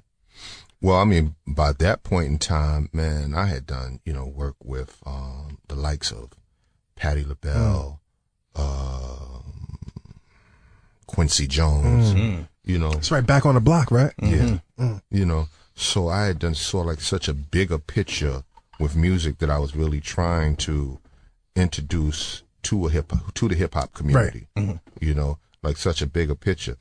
And, you get a chance, man, just, take a look at Taste the Chocolate and you'll see that, there's more street songs on there than there are musical songs. Right. There's just a few musical joints on there, but there's actually way more street songs than they are musical. But at the same time, I was trying to venture out and try different things, you know, like which is brave because on a bigger scale, right. You know, something, you know, different fields, you know, and you know, that's where I was with it. You know, it's funny because in 2013, someone like a Drake could really capitalize on that, you know, but Drake came in the game like that, and in a sense, you kind of opened up that lane. We were talking before about how you were probably so ahead of the game that your mind was in 2013, back in the early 90s, man. I mean, it's possible. I'm always thinking ahead. It's like, soon as I see something that seems new or innovative, I'm like, you know, how could I do that in a hip hop fashion? Right. You know? But when you went in that direction, how did you feel when you realized it wasn't really resonating with the majority of your fans? You know, honestly, it was something that I didn't really realize until like probably like 94, right, maybe, because you know, it's like, as certain fans may have, you know, strayed away because they felt that this is not the Kane I want to hear, more fans was flocking to it that did enjoy it. Right. You know, new fans, right? You know what I'm saying? So I mean, it's like I guess I wasn't really focused on what was going away. You know what I'm saying? So I mean, it wasn't until like maybe like 94 when I'm starting to, you know, it's like everybody's like, yo, man, you know, people want you to, you know, okay, well, you know, well, let's do it. Right. And also the music was changing too. Like the music was changing. The music was getting West Coast gutter, like the Onyx, like, you know what I'm saying? It was really changing. Like, you know what I'm saying? Talk about Madonna. Everybody, you know, I know you've had this conversation. I've heard the other interviews, but you didn't beat, man. Nah, man, nothing happened. Finger bang. I mean, of course I did that because I mean, that's in the pictures, right? You know, but what it smell like? Huh? What it smell like? How long until you wash your hair? What does that kind of success smell like? I mean, she does like Wembley Stadium. She does these venues where it's 100,000 people. Like, that shit has to drive somebody crazy, getting that much energy from people. I mean, what did that? You know, let me tell you. In all honesty, I have nothing but the utmost respect for Madonna. Of course. I mean, we didn't have no sex and like, it was just a photo shoot. And I mean, what really happened was Warner Brothers sent me, Madonna, and Color Me Bad on a promo tour, going to hospitals, visiting kids, like I think in intensive care, stuff like that. And the hospitals were really like predominantly white hospitals where the kids didn't really know who the hell I was. And Madonna's talking to them. Do you know this is Big Daddy Kane? You know, he's a great rapper. Here, say ain't no. And I'm sitting there like, oh, Madonna know my shit. This is Madonna. This Material Girl. I mean, she just showed mad love in the hospital to me, where I honestly, I was a little uncomfortable because I'm like, I'm out of my element. Right. These kids don't really know who I am. Then afterwards, she told me about what she was doing. She said, I'm doing this book. You know, I would love to have you in it. I was like, I would be honored. She was like, well, it's going to mainly be nude photos. You know, I'm like, well, shit, even better. So, you know, we went down there to do it. And I mean, when I walked on the set, she came running up to me and jumped on me butt ass naked. Just gave me a hug. Kane, what's up? I'm so glad you're here. Let me tell you the funniest story. Boing. I was out inside she's doing great. She was in the middle of the street just like that, butt naked, like acting like she was hitchhiking. And she said, traffic is going and nobody stopped. Can you believe that? Fucking Madonna, nobody stopped. I'm like, wow, this girl is crazy. Yeah. But she's just so cool, down to earth, man. I've always had the utmost respect for her, man. Yo, how did that feel, man? You coming from Bed-Stuy. You coming from like doing all these shows, Hole in the Wall, you know, Union Square, this and that. You know what I'm saying? And now you in a sex book with Madonna. Like, what's going on through your mind, B? I'm living my dream. You living your dream. Yeah, absolutely. Yeah. But like, tell us about that photo shoot, man. Like, tell us like what's going on through your mind when you're doing it, man. I mean, it was like, you know, I never done nothing like that before, you know. Instagram. Wait. Everybody's doing it right now. I don't know. I may have did the Playgirl thing first, so maybe I did. I think you did the play. I mean, I think you did it after or no? Was it after? Okay, I don't know. But I mean, anyway. Combat got the Playgirl drink? No, we'll Google it. Well, even with the Playgirl thing, it wasn't like that. You know what I'm saying? You know, where I'm, you know, with two chicks and whatnot, you know. Cause, I mean, and it's not just two chicks, though. I mean, you know, well, I mean, Madonna and Naomi Campbell. Naomi Campbell. You know, so, I mean. Before the crazy. But I mean, it was, you know, it was bananas, man. You know, Did you beat somebody after that shoot, though? You had to beat Somebody got it bad. You can't take those pictures and be all up in there. You know what I'm saying? Your shit all paws hard, and then you just gonna walk off the set? Yeah, I mean, sometimes, sometimes leaving things to the imagination is good, man. Right, of course. You know, wise pimp. And I'm not trying to get all in your. A wise pimp once told me the best pussy you ever had is the pussy you never had. Woo. They should have some puff girls at that photo shoot. Some fluffers? Yeah, some fluffers. Yeah. I mean, something for Kane. What did that do for your career, man? What? That book, man. That work with Madonna, man. I think that, it probably hurt my career more back then than helped. But in the long run, it helped. Mm-hmm. Because years later, it has people talking about it today. Like now where people are more open-minded, I've gained fans that have heard of me through that book. Mm-hmm. Were you under fire back then? Was some people mad at you for doing that? Oh, yeah, absolutely. Probably 80% of the hip hop. I mean, everybody that wants to wear hoodies and fatigues is mad about that. But Kane, right now, 2013, man, I saw you at Brooklyn Band Shell at Prospect Park a couple years ago. Still fit, still doing splits. How many times a year do you go out and give it to the people? All the time. We're always out. Damn near every weekend. We're always out. Mm-hmm. Yeah. I'm glad that, myself and a lot of others are blessed to still be doing their thing. And, the crowd want to come and check us, myself, MC Light, Dougie Fresh, Slick Rick, Houdini, Chubb Rock, we always out together. Rakim, Mm-hmm. I remember the first show I've seen you do, after the Kane Mania I think it was in 2005. It was at the Nokia theater, and you open up for Doom. Right. And I was like, first of all, it's like, in my mind, I was like, damn, Kane is opening up for Doom, right? Regardless. So I'm watching the show, and nobody has seen you perform in a while, and you killed it. Like, you killed it to the point that where there was this white kid in back of me, and he was like, oh, shit, I got to go home and Google Kane. Like, he didn't know your shit, B. Was that what turned the corner in terms of where you are right now? Like, that performance? Because I remember the next day. It was the Hip Hop Honors. Okay, because I remember the next day, yeah, you killed that too. But that kind of led to the Hip Hop Honors, didn't it? Or was that already? Yeah. No. Hip Hop. I think Hip Hop Honors, I believe, was before that. Was it? Hip Hop Honors before? I feel like Hip Hop Honors was after that. It was after that. Yeah.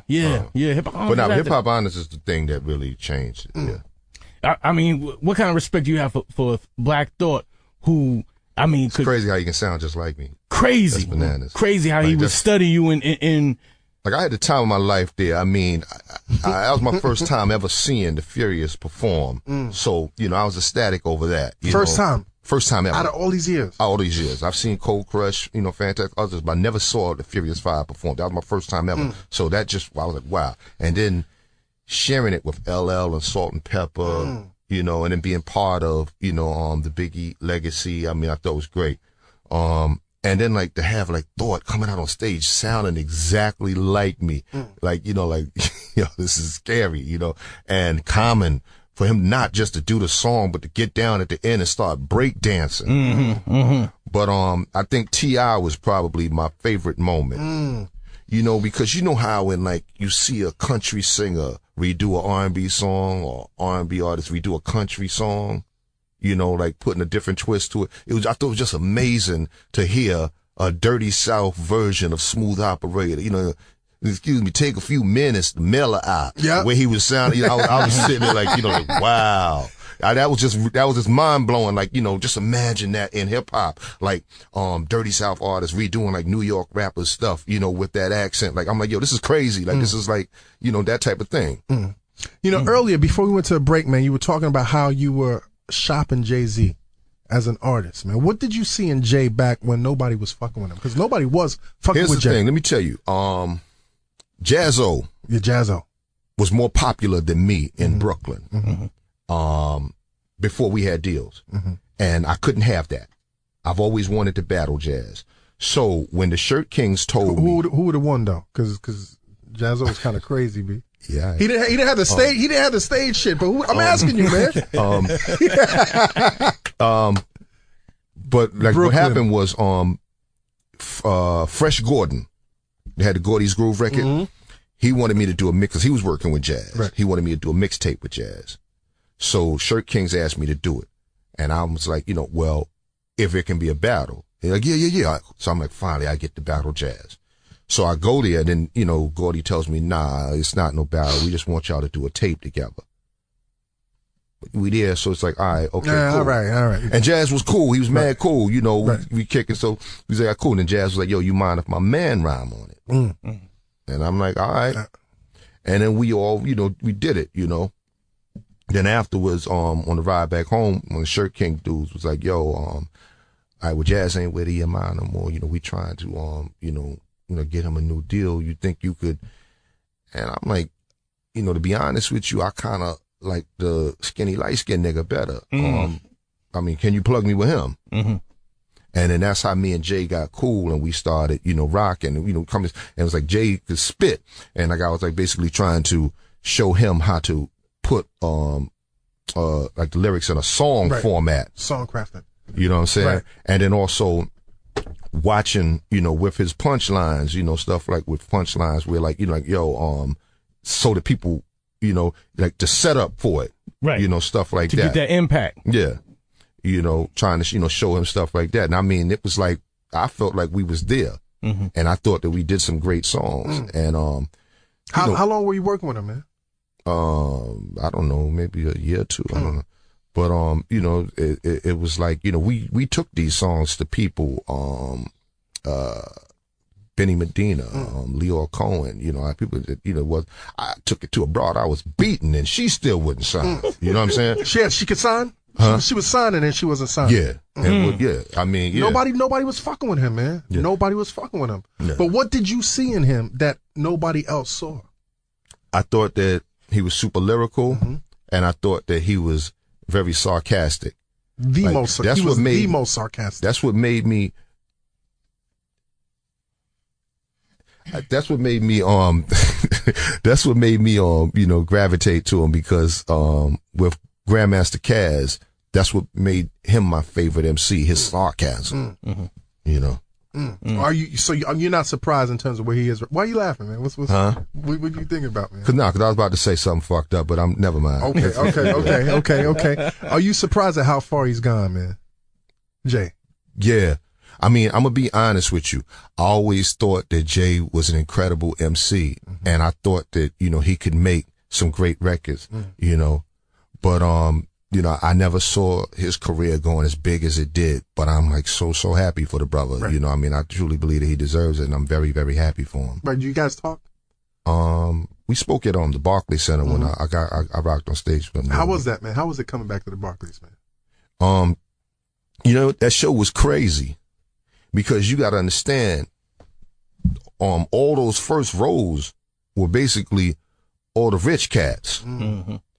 So we up there doing what we do, and they just really just sitting there, on some cool laid back, rich people shit, you know. So it wasn't really till like afterwards that I found out that we rocked. Because it didn't really look like it from on stage. Right. And then like I'm hearing like, yo, you killed it. Like Dave Chappelle was the first one to come in the back, and he's like, oh my God, yo, you killed it, man. Yo, he said, if for some strange ass reason they ever give me a TV show again, I got to have your ass there. Yo, you do a great Chappelle invitation, man. But I mean, it was like, then like I saw all the tweets and stuff, and everybody said, like, yo, man, you bodied, like everybody said, but it's like from what I could see, they wasn't rocking like that. Nah. Right. Right, because you couldn't see up top. It's always the people up top anyway. That's the livest. Yeah. How you feel about New Brooklyn, man? Wow. I mean, I mean, honestly, I mean, you know, it ain't my thing. And I mean, I don't mean that, you know, in a disrespectful way. It's just that, you know, I mean, Brooklyn history to me is gone. Now I'm hearing that, you know, it's a rap, you know, for the slave. The slave theater on Fulton? Yeah. I'm hearing that that's about to be torn down and turned into condos. You know what I'm saying? I mean, it's like, but what is there? I mean, Albee Square's gone, the Duffield's gone. It's like, you know, I couldn't, you know, take my kids and say, yo, right here, the Albee Square Mall. This is where I used to go down here. That's and ground buy zero. Jewelry That's ground from, zero from for you. Ali. Go up here in Gibbs and get silk suits. I can't take them over there, by Flatbush and say, see this Roy Rogers? It got an entrance right here on Flatbush on Fulton. Got my gold cap at Albee Square. Huh? Got my gold cap at my gold front. You met Biz in Albee Square. You know what I'm saying? Yeah, all that's gone. You know, like the Regent, you know, like say, yo, I used to go in here and tuck my pants and my socks so the rats wouldn't run up my pants leg, you know what I'm saying? While we watching the movie. Right. You know, it's like the whole history, you know, that I grew up is gone. It's amazing, man, being a Brooklynite, man. It just hit me this week. Like, when you was in college and the cats in town was the townies, and in a sense, you know, even though you wasn't trying to be an asshole, you kind of felt like you was better than the townies. It feels like now, like we're the townies. You know what I'm saying? And cats coming in is like, yo, y'all just live here. You know what I'm saying? We do big shit here, but y'all just live here. You know what I'm saying? Which is crazy, man. So, Kane, what's next for you, man? I have a band called Last Supper. We put a project out back in March, and we're going back in the studio next month. Independent? Yeah. Okay. Yeah, we did it through In Grooves, Fontana. We're going back in the studio again next month to you know, work on a new one. You know, young musicians live here in New York, and basically combining that vintage 60s and 70s soul, like the Amy Winehouse sound, Raphael Sadiq type stuff, but combining it, you know, with hip hop. You know, like when I do it, you know, I'm like really doing it like, you know, 80s, like you know, like Long Daddy Kane. It's a Big Daddy thing type of, you know, flows. You know. What are you listening to right now, man? Willie Hutch, David Ruffin. It ain't changed. Yeah. It ain't changed. What do you think about the Barry White of rap? What do you think about the new rappers right now, man? Like the cats that are out here. What do I think about the new rappers? I mean, there's some I like, you know. I love Joel Ortiz, Corey Guns, Saigon, man. I love Saigon, man. All these guys are old, Kane. The new, I mean, like Kendrick saying people's names on a record. That was so crazy. I love that. I love that. You couldn't do that back in the day. I mean, you could have. You could have, but, you know, but I mean, nobody did it. I mean, I thought that was just incredible, man. You know, I mean, to me, I looked at that as one of those defining moments, like the Mo D Busy Bee battle, when battle rapping changed. Because even prior to that, it was like you get up and do your set, they get up and do their set, and then you pick who you think did a better set. Mo D decided, I'm just gonna go at dude, and from that point on, it became that thing where you just straight dissing a dude when you battling him. You know, I thought that was like a whole new defining moment, but unfortunately, nobody he barked on wanted to respond. You got a few responses, but it ain't. I'm talking about from the people that he barked on. Right. You know, instead of, you know, taking to the studio, they took to Twitter with it. Right. You know, but I mean, you know, I thought that what he did was great, man. I have nothing but respect for the young homie, and I wish him the best. You know what I'm saying? Like that's the type of stuff I think hip hop needs. Right. What pisses you off about the game right now, man? Nothing pisses me off about the game. I mean, you know, it is what it is. I mean, you know, I'm not mad because I'm eating. Right. So I don't have no reason to be mad. Right. You know, sometimes I get worried and may feel sad because there's a young generation of artists that may never really get to experience the fun, you know, or the true culture of it. You know, I wish these young cats could really see that and, you know, just keep hip hop alive. You know, I mean, sometimes I'll be like, damn, I wish, you know, cause it's like, you know, we sitting here talking, you know, 25 years, well, honestly, 26 years. 26 years, you know, cause, you know, Raw came out in 87. So 26 years deep in my career, we sitting here talking, you know, where as opposed to a lot of artists, you know, their career is over in like 2 or 3 years. Right. you know, and I wanted to be where, you know, these young cats can have a long career. You know, I wish them that stay power, you know. Yeah, I think it's so amazing. I didn't mention it earlier. I think it's so amazing that you're only a year older than Jay, which is kind of crazy. Cause you would think that as his kind of like mentor for a period that you were that much older than him, but he's only a year younger than you. That's crazy. Well, I mean, you know, it just took longer for dude to get on. Right. You know, I mean, I started rapping in like 82 and didn't get a deal till 88. Right. You know, it took longer for him to get on. Yo, what's your greatest moment up until this point in your entire career, man? What's the highest of the high that in your mind, man? Like the moment that I think probably really affected me the most was Quincy Jones calling, like he's sitting there explaining, like, you know, rap style like Ella Fitzgerald, like that fast stuff. Explaining Ella Fitzgerald doing the scat rap. And the rhyme that I wrote about her on Tribute to Birdland, he wanted her to hear it. So he called Ella Fitzgerald up on the phone. In front of you? Yeah, and put me on the phone and let me say the rhyme to Ella Fitzgerald.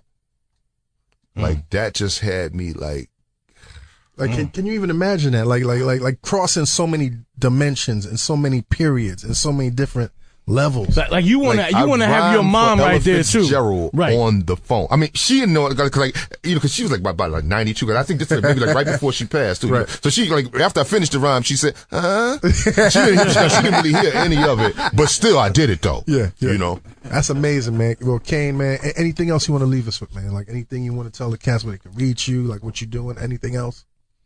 Well, yeah, I'm, at Big Daddy Kane, on Twitter. You like Twitter? Yeah, I be on all the time. Official Big Daddy Kane on Instagram. Okay. Facebook. You be taking selfies, man? Say what? Selfies? What you mean? Selfies, like you be like selfie. Oh, nah. Yeah. Kane, you ain't got no Black Planet page though? I ain't got no who? Black Planet page? Nah. Kane, what pictures you be putting up on your Instagram, man? What kind of pictures? Stuff from us performing. Right. Like tonight, we put up some of the joints. Like I think me and Ricky Smiley took photos on some of the joints, photos that we took. You know, stuff from when we performing. Last night, you know, with my pops, you know, he tried to play me about my watch because the battery died. He was trying to tell my watch was cheap. Los Jets. He went in the back room and pulled out his watch from the 60s. He had an Elgin watch. Elgin. Yes, I posted that on Instagram. Nice, man. Nice. Still a son. Yo, Kane, man, you look great. Yeah. You look happy. Kane's man. fresh to death. You look happy, man. You know what completes that whole outfit? That handkerchief right there. That's Got what the completes square, it. Pocket square. Well, I call it a handkerchief because my father always had a handkerchief. So he used to put the little ruffle. He had the cut ones. You know, like when you cut it up and it looks all designer. Yeah, well, there you go. You know, you fold them. You mean? Yeah. That's a certain skill. But yo, I'll tell you one thing. Before He don't know what you do with a handkerchief. Nah, I don't do none of that with a handkerchief. What you saying? Nah, but before we leave, it's the definitely the inspiration and stuff like you had on a lot of coats. I mean, just the way you dressed, the way the 4-finger rings, even the eyebrows. I remember this years ago. You used to have cuts in your shit. Yeah, right? but listen, years ago it's funny. Like I grew up in Coney Island. I'm Italian.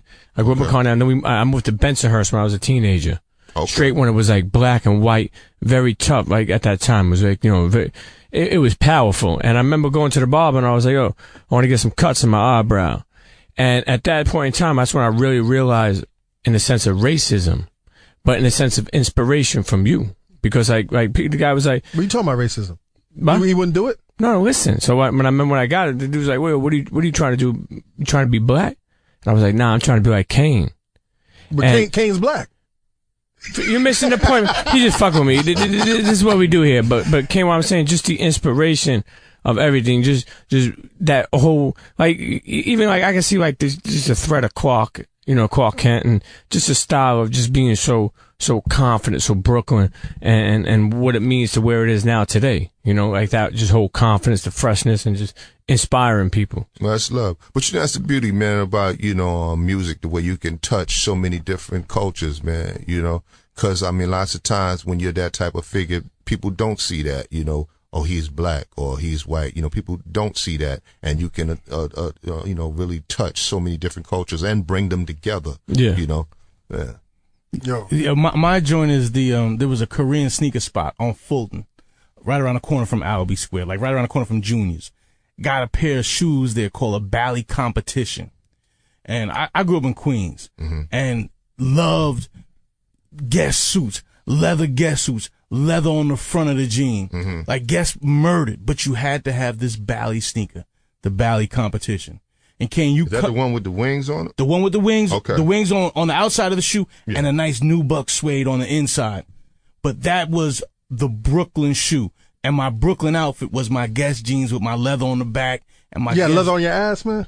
It had leather on the ass part. You know, back in the day, the Brooklyn sneakers was Fila. Yeah. No question. Yeah. But that what up, Fila? That Bally Competition, I promise you, anybody that wore that Bally Competition was thorough. Official. Yeah. Thorough. The Bally joints, or the those original Gucci joints that kind of resemble the Gucci. No question. And the tan Fila. And if you had a Fila suit with the little F, not that big shit. That no big F. That little velour. I mean, that was super sexy right there. Brooklyn was about refined style. Yeah, and woolly blunt ashes in your Fila. You had to have woolly blunt ashes in your fucking Fila. You know. Yeah, I'll show you like how deep it was, and I mean, I'm talking going back even before then. You know, let's go to the 70s. You know what I'm saying? Where when you get your Lee jeans, the first thing you do is go get them permanent crease. Permanent crease. You get the permanent crease. You know, get them sewed in. Yeah. I fucked up one time. I made the permanent crease so damn big, you could have put a leg in it. I fucked it up. Or the mock necks when you put that on, that V-neck double knit sweater. Oh, you a suede front, brother. You a suede front, brother. Yeah. Oh, even let's go here. Yeah. Even if you bought a 007 knife, you wouldn't buy it unless it had the leather strap, so you could let that hang out your back pocket. And you could flick it from the leather. Oh yeah, I mean I'd be sitting there with mine all day, you know what I'm saying? Loosen it up, put some oil on it. Yeah, man. Y'all don't know about this internet. Yo, Kane, man. You had a 007? I didn't have no double. Listen, I had the 007. 007? Nah, man. I'm trying to get me a pair of British Walkers. I was trying to get me a pair with the tassels on size? 12. Nah, you done. 11? Nah. I think they got them. I mean, there's a spot that, in the city that got them on, but I think the biggest size they got is a 10. Small. On 8th Avenue by the hat shop? Yeah. Okay. You talking about the knock shit? No. No. All right. No, over on like 43rd or something. 41st, right? 41st. Right under Port Authority. Yep. You wore Lee jeans? Yeah. How about you wore Lee jeans?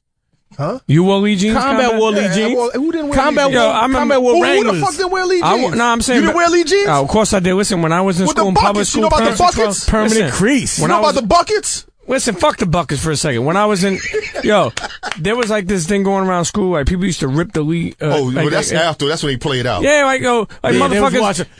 Now, did you ever taper your own joints, or you always had your joints tailored? Yeah, I would tell it. I used to try to do that shit myself, and I would always fuck up. My aunt used to do them for me. Yeah. Fresh to death. Yo, Kane, what's your favorite Kane song? Set It Off. Set It Off. Yeah. Like that's my energy song right there.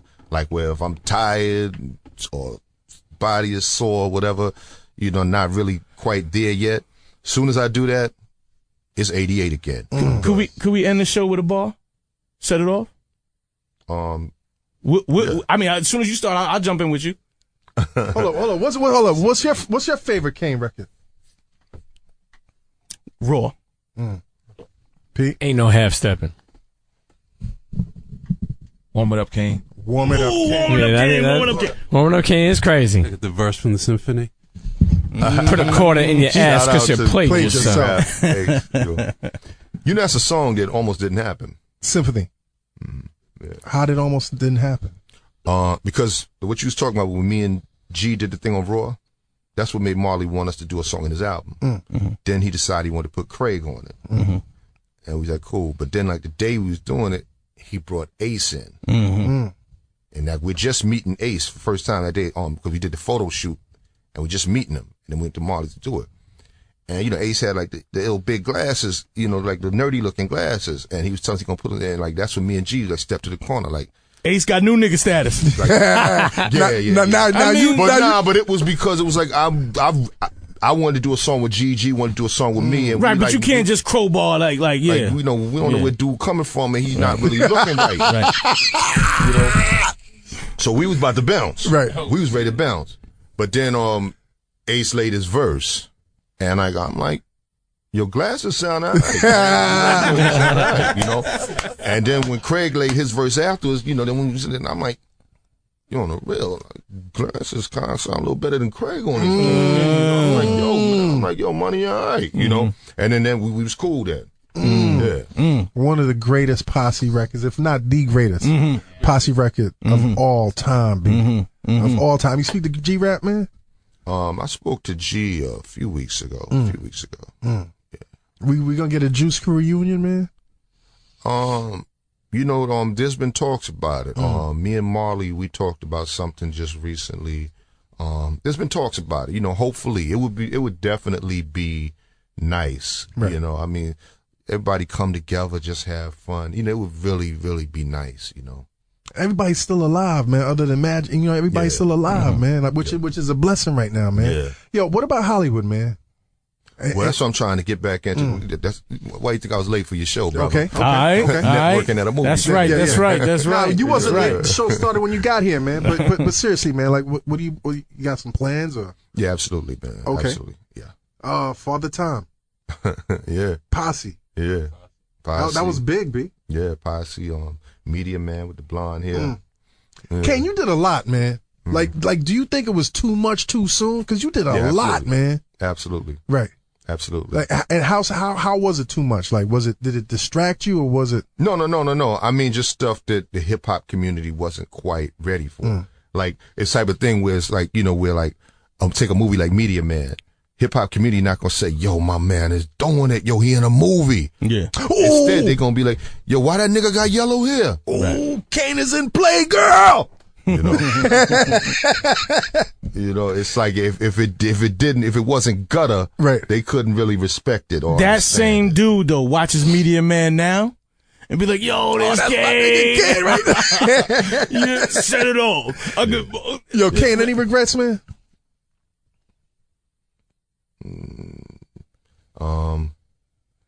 Nah, not really. Hell no, he doing it. Doing it. He's still doing it. Nah, none. I mean, maybe a few broads, you know, that I passed on that I probably should have beat. That's probably only Oprah, Halle Berry, Oprah, Raquel Welch. Yo, Kane, man, Patty. it's such an honor to have you here, man. Yo, let's give Kane a round of applause, man. It's not every day we sit with a legend like this, man. Who, I mean, has influenced me, influenced everybody in this room, and changed the game, man. Long live the Kane, B. Thank you, baby. Appreciate thank you, it, man. Listen, can we end this show? You want to end it right now with coming in with Kane on a verse? Okay. You want to rhyme with Kane? I just want to rhyme with the Kane. How could I hype up? How can I hype up the hypest? Take it out, Kane. Oh, to set it off, John? Anything. What's to set it off? I get bold. Let it let it roll, get bold. I just can't hold back or focus. I'm the man with soul, in control and effects. So what the heck? Rock the discotheque and this groove is what's next. Attack the gack, attack the mac, move with strong songs, Internet's Big Daddy Kane. Top 5 dead or alive. I'm gonna end the show right now, man. Internet's, man, this has been crazy, man. Dream those dreams and man up and live those dreams, because a life without dreams is black and white and the universe flows in technicolor and surround sound. Salute. F your radio. What was happening was there was this pay-per-view event called Rap Mania. So the following year, what they tried to do was schedule it where the artists would actually be battles. So they wanted me and Rakim to battle LL and Kumo D, Cold Crush versus Furious 5, Roxanne Shante versus Sparky D. And from what I understand, they were unable to make it happen on Rakim's part. Like, they came to me and asked me, could I talk to them? And I called Eric B, because that's my personal friend, you know, as well. And Eric said, you know, I mean, matter of fact, Eric's exact words was, "Oh, now we're gonna bust your ass, Kane. We're gonna bust your ass," you know. And so I told him, I said, yeah, Eric said they in. And then like the following day, they told me that, yo, can you talk to Rakim, because I don't think it's Eric. And I was, you know, I don't really know Rakim like that, you know, I don't know dude. And, it never happened. Because I think it was the type of thing where LL was saying he would only do it if me and Ra, they confirmed me and Ra. Oh, got it. And they couldn't, really confirm it. Let's go back to the beginning. How did you start, and what's the Big Daddy Kane, when you weren't Big Daddy, when you were Small Daddy Kane? How did it all begin? You got started young, too, right? Yeah, I started rapping in '82, so I was probably like around 13 or something like that. I can't remember. But basically, I started as a battle rapper, trying to compete against other MCs, because my whole purpose of beginning was to try to get down with my cousin Murdoch, who was rhyming. He rhymed with these other two dudes. I felt like if I could beat the other two dudes, he would put me down. So I started as a battle rapper. But I was like in parks and stuff? Parks, block parties. Sometimes we just go to somebody's crib, like you knock on their door. Hello, I'm here to battle you. Yeah. People that weren't even rappers. You would just it's an 80-year-old Puerto Rican lady. I don't want know what to. You say. No, are we battling or what, bitch? Come with your shit. Wait, but before, how did you have the nerve to be a battle rapper in the first place? You're a 13-year-old boy. Like, who gave you the nerve to say, I'm gonna take these people down? Like take it even before that. Like what? Well, this type of thing where, my cousin, he's older than me. You right. know, he was probably about 17, at the time, and I looked up to him, and when he started rapping, I wanted to rap too. I was like, I'm trying to, but he wasn't really focused on me. So and he had his two dudes with him. So I'm like, well, if I can be better than them, I know he'll put me down. So that's what made me want to write battle rhymes as opposed to just trying to write regular rhymes. How long did it take you to get better than the other two? Well, I'm gonna be honest with you. Like when I first started, I remember one of my first rhymes. It was something about I'm the TONY, the TEE, hands can't hit what your eyes can't see. I thought I was saying something slick, but then I heard Grandmaster Caz from the Cold Crush Brothers. A friend of mine played that, Cold Crush cassette, and when I heard that, I just ripped up my rhyme. I was like, nah, let me rethink everything. Which rhyme did you hear of his that he was just better, or he had a lot of like spelling raps? He had there was a lot of spelling raps back in the day. Nah, he had this verse, because this is '82, and I'm hearing this dude like I'm 6'1.5", no good at math, say rhymes to myself when I'm taking a bath. Got true clientele, finesse, and clout, and I don't get into nothing that I can't get out. I'm like, yeah, I'm not really there where I need to be. But right. You're 13 right now, and you're already having an existential crisis about your hip hop skills. yeah. But I think it's so. You almost quit. I heard you almost quit. But because in all honesty, like for my era, the top rappers were myself, Rakim, and KRS-One, and we all were birthed from the generation before us. Like KRS-One was clearly a student of Melly Mel. Rakim was clearly a student of Kumo D, and I was a student of Grandmaster Caz. Like you could clearly hear that our styles came from them. Right. I think it's sort of fascinating that, the finger of fate sort of, it's just your cousin happened to get into rap, and then you were like, well, I like my cousin, I'm going to try that. And then all of a sudden, 10 years later, you're life. The greatest MC on earth. Like, that's pretty incredible. Yeah, that is life. And that is right? life. That's life. Yeah. Like, just some weird thing of like, were you a huge hip hop fan, or you were just like, oh, what is that? What are they doing? It's like most shit happens because you're trying to get laid. And do you think about it like that? And let me add this to it. Now, dig this.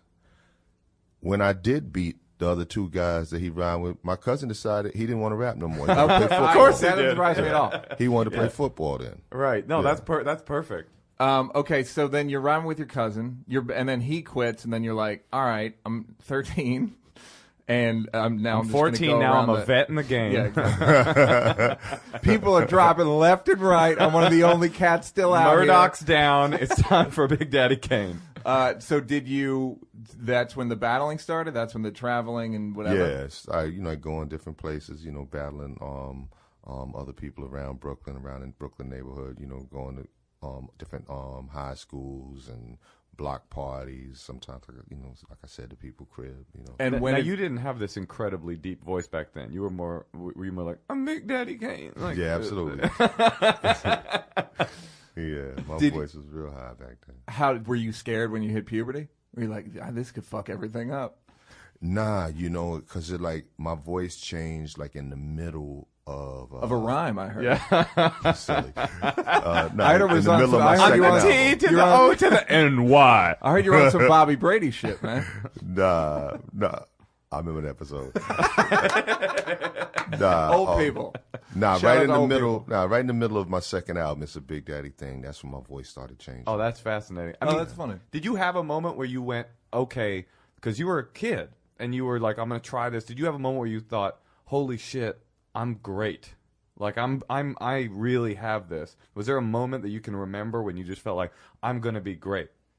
Yeah. There were definitely like several moments. You know, there was that moment where I felt like, you know, like, yeah, I'm that dude. I got it.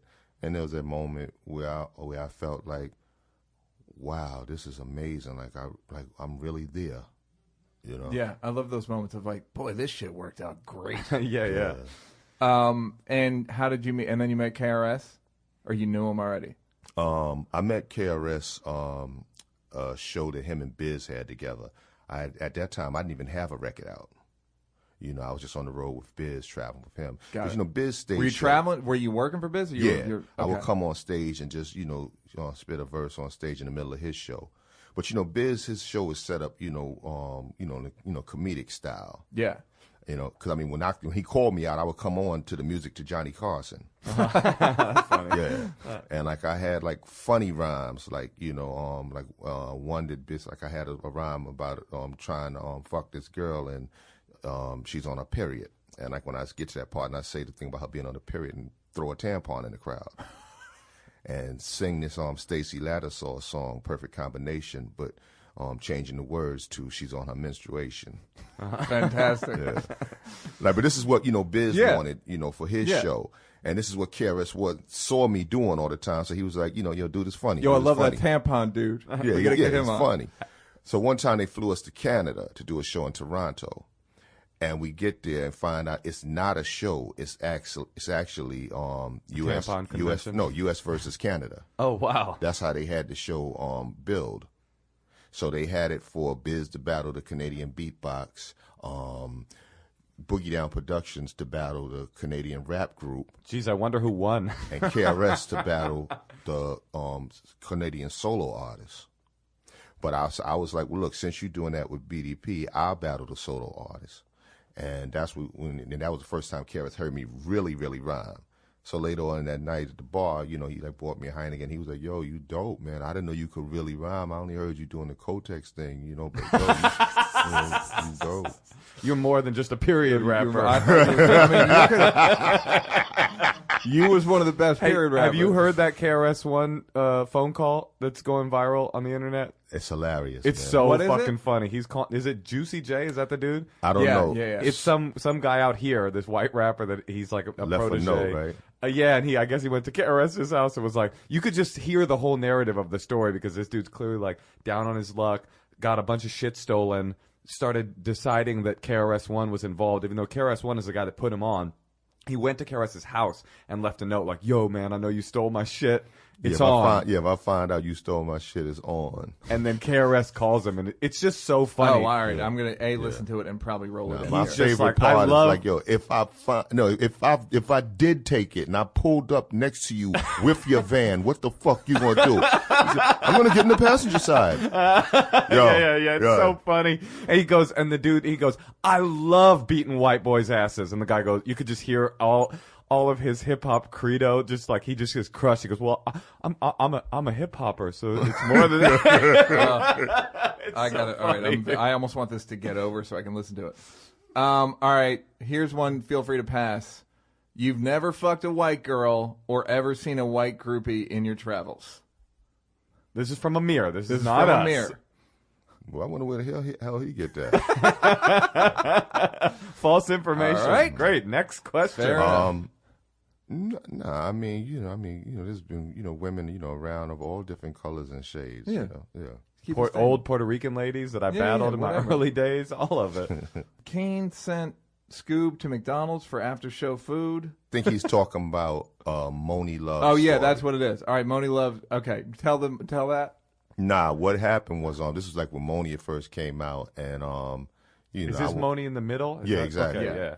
And I wanted to knock it down, so I'm like, I told Scrap, I was like, yo, do me a favor, get the food for me and give it to Moni and tell her to bring it to my room. Don't you bring it back. Tell her to bring it. You got romantic moves. Yeah. Give her the McDonald's. Nah, because I'm like, if she come to my room and bring me the food and come inside to chill, then I'm a beat.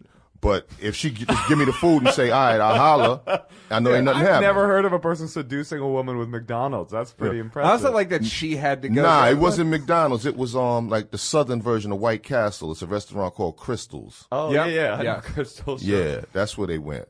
And but I mean, it was that type of thing. And then but Scrap brought the food himself and said, yeah, she didn't want to bring it. But but what was happening was that he was already hollering at her. So Scrap ended up messing with her. You know what? She's not interested, it turns out. It says Moni told Scrap, I'm in love with you, not Kane. She may have. I don't know. But I mean, it was like, like I said, Scrap was already hollering at her and never even told me. If he would have just said, I'm hollering, I was like, well, do your thing. Then, you know what? Keep the McDonald's for yourself. But he never told me. I'm sitting there sending him as my messenger, and he already putting his own bid in. Okay, so is that what Moni in the Middle is about? Nah, that song was already out. The Madonna sex book. Oh, this is great territory. Talk to us about that. Did you fuck Madonna? Nah, we didn't fuck. Damn. Oh, right. You never fucked a white woman. No, yeah. No, it's all shades, man. All shades. Nah, we didn't fuck, man. But, I mean, it was just dope. What happened was Warner Brothers sent me, Madonna, and Color Me Bad out on a promotional tour. And you were all on Warner Brothers? Yeah. Got it. They sent us on a promotional tour. And Madonna was just real friendly, we were just visiting, hospital, children in the hospital. Oh, cool. But it was like, in like those bougie neighborhoods, so it was like, mainly like, young white kids that didn't know who I was. Is it true that you guys went to cancer wards and Color Me Bad would sing and the cancer patients would say, please, my life is going badly enough? Nah. I love the idea. But it was children in intensive care. You're dead wrong. Cancer. I love the idea of Color Me Bad. It's just some Color Me Bad was dope, poor man. sick kid. I want to sex you up. Like, I'm dying. This is insult to injury. So they didn't know who you were, so you would go in like, hey, nah, Big Daddy Madonna Kane was sitting there like, like, this is Big Daddy Kane. He's one of the greatest rappers. Come on, say ain't no. I'm sitting there, oh, Madonna know my shit. Wow. And she was just real cool. And afterwards, she told me about the book and asked me would I be willing to be in it. And I was like, yeah. Yo, straight up, she was fucking hot as shit. So hot. Man. That if you've never looked at those pictures of Madonna from the sex book, Google that shit. That thing of her body to me was perfect. Oh yeah, that was a amazing. Perfect female body to me at that time. Madonna. Yeah, Madonna. Did I you think Madonna's still fine. Did you think when she asked you to model? Did you think I'm going to finally do to Madonna what I couldn't do to Moni? You're funny, dude. Nah, honestly, my mind wasn't even there, man. I was just happy to be, working with her because I thought that she was just, a major, huge pop star, you know, and I was like honored to work with her. I mean, she was doing then what Miley Cyrus is doing now, and everybody is shocked, and it's like the same exact. It's the same thing. shock. It was back then. It was like the abortion, the cone tits. And... Yeah, like so you made it when you were 18, basically, right? 19. That must have been pretty mind blowing. Where were you living? Brooklyn. And it's in 88. Yep. You're 19. Yep. And who did you like? What was the roadmap? You know what I mean? Was it like LL, or like what was the guy that you were sort of like? Let me sort of emulate him a little bit. Grandmaster Kaz. It was just Kaz. Was there a moment where Kaz acknowledged you as like, damn? Well, I mean, I told him. Yeah. What'd you tell him? I was like, yo, man, I like really modeled my whole style around you, man. Like, you was always my favorite rapper, man. Does it bother you today that people like Kaz aren't remembered in pop culture? I was watching that Art of Rap thing, the Ice-T's documentary, right. And it was like he had like Melly Mel on and stuff, and it was just such a trip to see. All these guys were still so skilled. He was old. Melly Mel was like, I don't know, 60, 65. I mean, he seemed. How old is he? Nah, Mel is in his 50s. He seemed old. He was 72. He was 180 years old. I heard. No, but I mean, what I guess everybody falls victim to that. The beginners. It's the same thing with like fighting. I watch. It's everything. Everything. Yeah, you get. Yeah. So was that a mind-blowing time? Yeah, because I mean, at that point in time, you talking about like 18, 19, 20, when you're like your life. Yeah, because I mean, totally at that time, changes. like you had Rap City on BET, you had Yo MTV Raps, right? So you were able to make videos and all that stuff, be seen around the world. Yeah. What mistakes did you make of that time, like that stick out? It's like I regret doing that, or I don't. For one, I blew a lot of money on dumb stuff. Go ahead, give us some dumb shit. Jewelry, because I mean, pretty much all my jewelry, what I didn't give to my brother or one of my boys, I basically lost, like leaving it in hotels, get drunk and really checking out, trying, next morning with a hangover and forgot. Yeah. Like you hide your jewelry somewhere so a chick don't steal it, and hit it from yourself. And it says he said Jay-Z was a protege. Come again. Jay-Z was a protege of yours. Well, Jay-Z back in the days, like he was someone I met through a mutual friend, and we used to take him around on a lot of my shows, and let him rhyme on stage, and we was trying to shout, like we recorded some songs. You make him do a tampon rap? No. Now back then, Jay used to do that real fast rap, and him and his man Jazz-O was known for that. And I was like, I recorded some songs. I was trying to shop him to different labels. And so you recorded songs with him? On him. Nah, just songs of just Jay-Z. Oh, so you were basically produced early Jay-Z tracks? Yeah, and we were trying to shop it, to different labels. And was Dame involved? No, this is way before Dame Dash, before Dame, before Clark Kent, and yeah. And then what I did, I just took him on tour with me, cause I was on tour with Patti LaBelle, and I saw how she would lead a stage and let a background singer sing, and she'd go change outfits. I'm like, I want to do that in hip hop. So I brought Jay-Z and Positive K on the road with me, and I would bring them out in the middle of the show, let them get up on stage and rhyme for a while I go in the back and change outfits and come back with a different outfit. Now, what's it like opening for Patti LaBelle as a hip hop act? I mean, well, I was just coming out to do one song that I had did with her, because we did a song back in like '91, and I was just coming out just to do that one song with her. But I always watched the whole show because I just thought her show was phenomenal.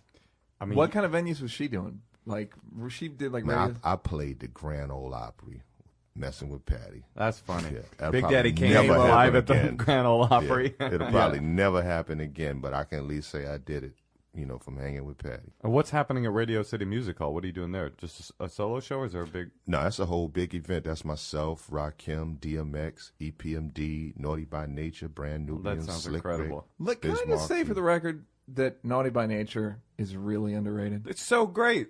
Can I just say that? Am I wrong about that? No, they had some great songs, and they're like the kings of the party anthems. And I feel like Naughty by Nature in the 90s brought back what Cold Crush and Fantastic Five was doing in the 70s to the early 80s. Bringing that party vibe to the Yeah. Like Hip Hop Hooray is kind of corny, but also not. It's pretty dope. No, Hip Hop Hooray is dope. I don't think it's kind of corny at all. I think that's an amazing song. But I'm saying the Hip Hop Hooray is a bit like... There's a bit of a musical element to it. There's a bit of like it's a bit of like a Broadway element, like Hip Hop Hooray. It just sounds like it is like a party like a anthem, Mickey But Rooney it's like, song or something. if you listen to early stuff from Cold Crush, Fantastic Five, like the routines that they did on stage, right. Funky 4 plus one more. I mean, that you could see that, like, that's basically what Naughty was doing. That's what these songs, like Hip Hop Hooray was. I mean. But the tracks were good. Yeah, the tracks were crazy. And Ghetto Bastard is like a profound sort of emotional song, It's like, so they kind of did both things, right? Yeah, no, they had some great songs. They were great. Yeah. It's also a testament to how frighteningly fickle the music industry is. Because their first album must have sold 7 million copies. I mean, I wouldn't know. Educate me. I mean, that's beautiful, though. No, I mean, that's frightening. Can you educate Kane on how many records the OPP, what was it? I don't remember. I think it was Naughty by Nature. The name of the record was Naughty by Nature. Do you have any stories that stick out in your mind as like really iconic Big Daddy Kane, crazy? Best tour, most fun, worst tour? I guess my favorite tour would be one of the first tours that I took out, my Chocolate City tour. That's when I had the Taste of Chocolate album out. I had out Queen Latifah, Third Base, MC Light, and Digital Underground. Oh yeah, Search was just here. Yeah, we just interviewed Search. That was And white he white chocolate that you involved in the mix. A little bit of whipped Thank cream you for on that. top. Thank On you. behalf of white people, thank you. We all thank you. Yo, Search was Good. Yo, no, Search was crazy. Oh really? Tell Like, us more. Yeah, I mean, like on that tour, like I think on like 2 different occasions, Search had to ride on our tour bus, until we like got, I guess out of that town, before he got back on his. Because I mean, I don't know whether it was Ku Klux Klan or just, your typical neighborhood rednecks. I'm not sure, but they wanted to tear him up in a lot That of is cities. hilarious. I know. That's really surprising. Because he would stand on stage and say well, I just want to say I acknowledge the black man is God, and I apologize for what my people. You know what? have I gotta done. say now, I want to fuck him up too. For saying that. Now let's go find For him. disrespecting a white man like that. Yo, Search, I swear to God, if you come back, come step to me, Search. You will get fucked up. And Pac was on that, right? Yeah, he was dancing for Digital Underground Right. at the time. It's hilarious. You never know. Yeah, he was still a dancer for Digital Underground, and like basically Digital Underground, like they declared war against everybody. On the tour? Yeah, like handed out these flyers. Like So as a my- joke? Yeah. Oh, okay. But I mean, no, they was serious, but like they started water gun fights. Oh, that's hilarious. funny. So it's like every state we go to, the first stop we make is Toys R Us to go load up on water guns and all this here stuff. And like after the show, we end up fighting each other, having water gun fights every night. I have to tell you, that's exactly the image I have when I think of a great hip hop tour. Is just Toys R Us and squirt guns. I mean, that's. But that was kind of what it was. No, that must have no. been odd when. Okay, so you guys, the late '80s and then early '90s, NWA, and then Dre, and then Puffy. And did you see the stuff with Pac and Biggie, and did it confuse you? Were you like, did it make you sad? Did it make you angry? How did it make you feel? Yeah, it made me, feel real sad, for the simple fact that I would think about what I was telling you earlier about Rap Mania and how they tried to arrange the pay-per-view battle with me and Rakim. Uh-huh. Imagine had they done that with Biggie and Pac. Instead of making, that whole East Coast, West Coast thing, something real in the streets, it could have been something profitable, Yeah. Biggie versus Tupac on pay-per-view. And it could have been something where, those cats could have made a whole lot of money and people on television could actually saw them performing some of their songs and battle each other. Yeah, because I listened to the song today, the one that they're on together from Flex's Tunnel or whatever, that's on that one record. And That's my song. That's from my show. I did a show at Madison Square Garden for the Budweiser Superfest when Pac was filming Above the Rim. And I called Biggie and Pac on stage and let them rhyme with me.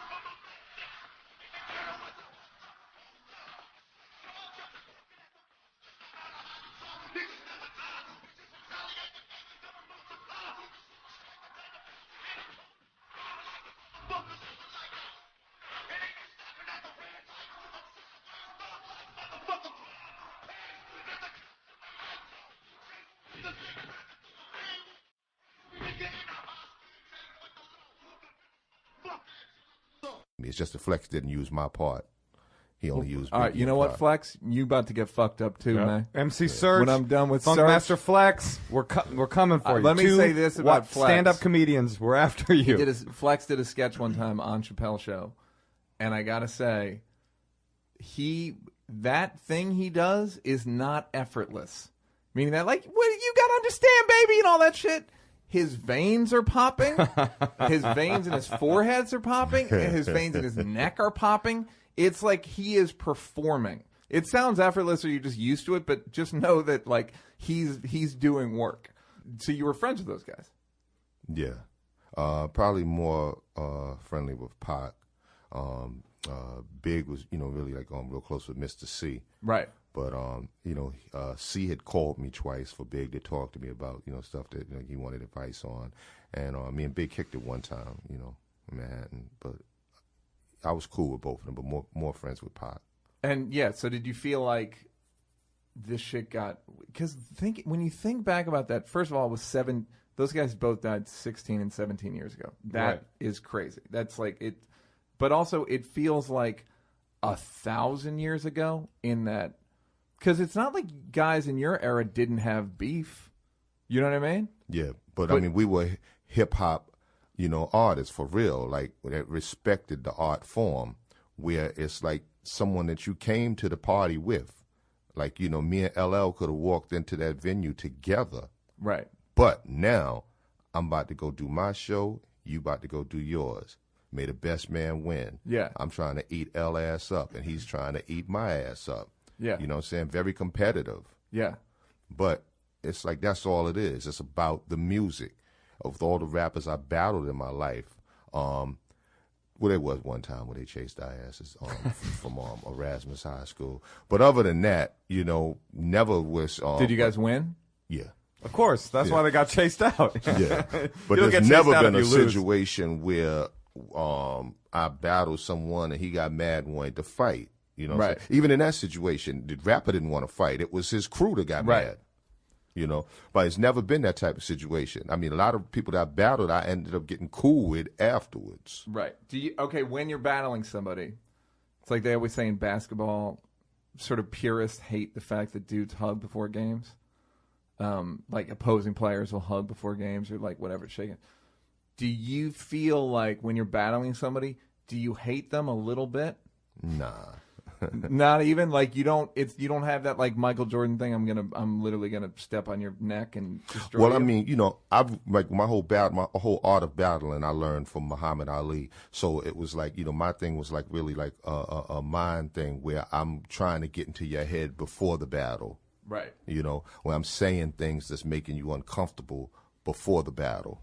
Like literally before you have the mic in your hand. Yeah, like I like saying stuff like, I tell you what, I go first, you can close it out, homie.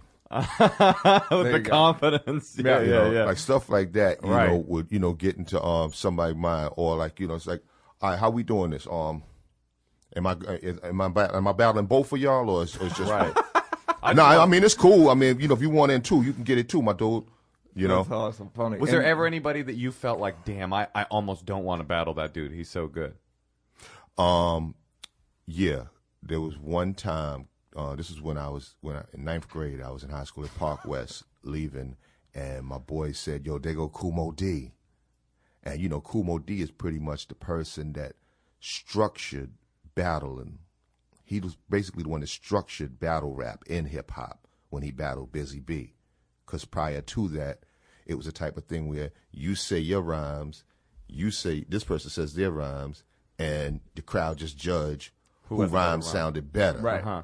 Kumo D was the first person to actually write a rhyme about a person attacking another MC.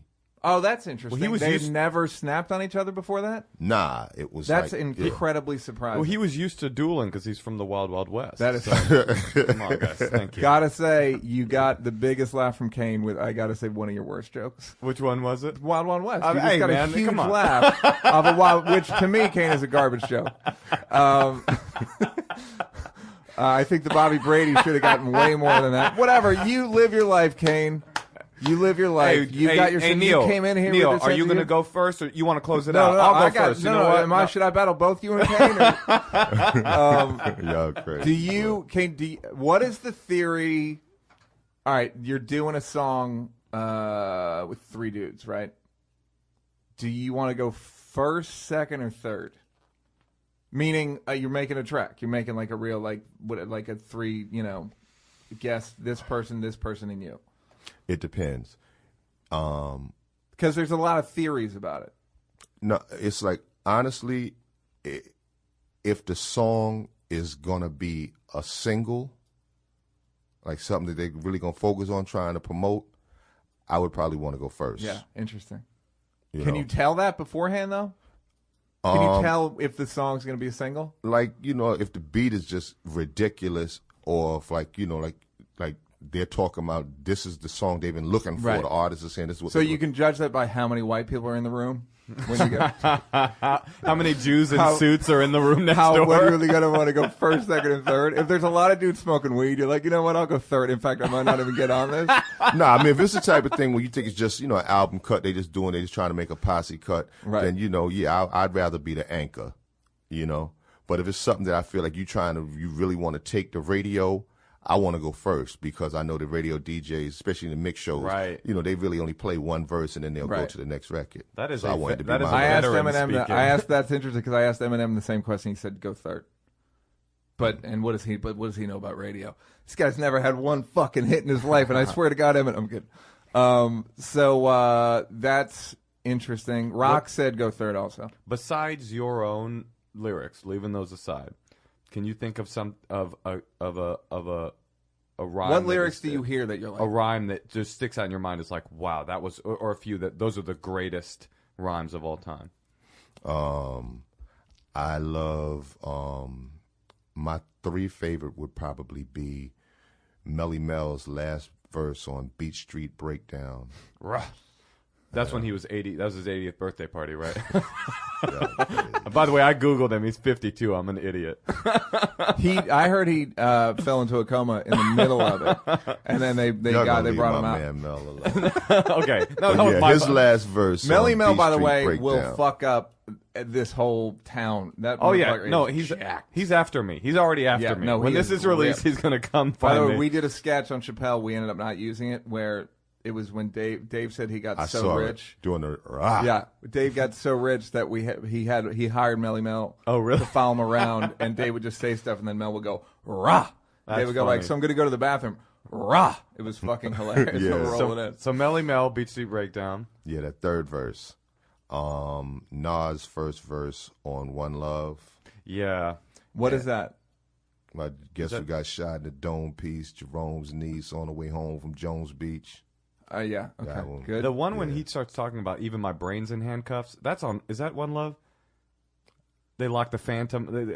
I got stabbed in like women like the Phantom. They locked my brains in handcuffs. I mean, it's like it's poetry. It's such poetry. I think that song Ain't Hard to Tell. Right. I mean, that to me is one of the great. I mean, Nas had a lot of great verses, but that first verse of One Love is probably my favorite from him, and one of my favorite verses of all time. And also CeeLo verse from Decisions. CeeLo. I have to go. CeeLo, it was quite. I mean, before he became our Elton John. CeeLo Green. He was great. The Sex Machine is great. That was one of his records. It was called CeeLo Green, The Sex Machine. And what about top 3 hip hop albums? Not your own. You can't name your own. Public Enemy, It Takes a Nation, and Millions Dollars Back. Slick Rick, Great Adventures, and Illmatic. Those are good choices. What do you got? What Neil? do you? Look, I'm Nation of Millions.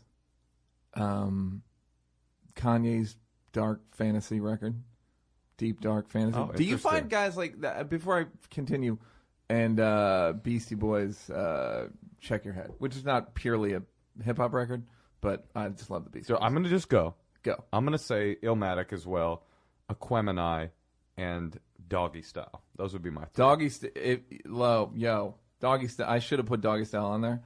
That must have been. You must. Are you when you hear new guys? Are you proud of them? Do you get jealous? Do you get like? No, when they dope, I'm very proud of them. Yeah. And what did you think when you heard like the Chronic and Doggy Style was such a different sound and and coming from the West Coast? I loved it. I loved it. Undeniable, right? Yeah, I enjoyed both of them albums. Yeah, especially Doggy Style. Doggy Style is amazing. Fucking amazing. Like he does. Although I'll tell you, I played because that's like probably the main album from my youth. You know, with Doggy Style. I grew up on the West Coast, and so I played some of it for my girlfriend who did not grow up listening to hip hop at all. She's like a punk rock and new wave kind of, and I was like, this was my shit growing up, and I'm like playing her like, you know, ain't no fun if the homies can't have none. She was just the look on her face without any context, just hearing those lyrics was just like, this is the most horrifying shit I have ever heard in my life. Like you gotta understand the nuance, baby. As I've said before, it ain't no fun if the homies can't have none is one of my favorite songs about gang rape. Because that's exactly what it is. What do you think of the evolution? Do you feel like the way it's evolved has been... I guess I don't know what I'm asking exactly, but how Kanye has been the first guy, how everybody pushes it a little bit further in terms of what they talk about. Because I feel like you guys didn't talk so much about emotion, and I feel like stuff's gotten, especially in the last 5 years, has gotten super emotional. That's interesting. In terms of like that's why I love Kanye's the Dark Fantasy record is because it's like. Who are you saying? Like Kanye and Drake and people like that are talking about their personal emotions as opposed to just like, because hip hop's done like pain. And also you were a lot of swag too. Let's not forget Tupac Shakur. Yeah, that was an emotional guy. That's very true. Yes, because I remember having a conversation with a girl arguing about lyrically who's better, Tupac or Biggie, and I said, okay, well, tell me a dope Tupac verse that you remember, and I'll tell you a dope Biggie verse. And she just, Brenda had a baby. Right. Like not the verse, like that song right there, just and she said it in a way where like there's no argument, like we can't even discuss this. Right. You know, so he had a way of affecting people, you know, with his music, man. That is true. Yeah. Tupac was very, very emotional. And before him, Melly Mel, when you look at, The Message, that stuff always been in hip hop. So do you resent the idea when people talk about you and Rakim as like, they that's when it got sophisticated. It is. I always think about The Message, and I think that was such a sophisticated song, and it was so early. Well, you're not going to know your history if it's, a lot of times if it's not taught to you. Right. So therefore, when people say stuff like that, I don't get offended, but I do try to, teach history. Just show them like, no, before me, before Ra, there were these guys. Do you ever talk about how straight he's standing up in the video for The Message? How straight his posture is? Does he have crazy posture? I can't think of it. He's standing up so straight. He has the tightest fucking leather outfit on. Now, the only thing I talk about when I discuss that video are those ridiculous poses that Scorpio be doing behind him. He's doing the black dude taking a picture pose in front of a car pose. Yeah, the 42nd Street pose. Yeah. There you go. Oh, that's funny. Oh, that's goddamn hilarious. Amir is saying that you made Dark Skin Brothers in vogue during a period when light was right. That is not a question from us. That is not a question from us. That's a comment. Care to comment about light being right? Go ahead, Kane. Your comments. That has been said. Like during the late '80s. When I became popular, and Bobby Brown and Michael Jordan. And Wesley Snipes, Charlie Murphy.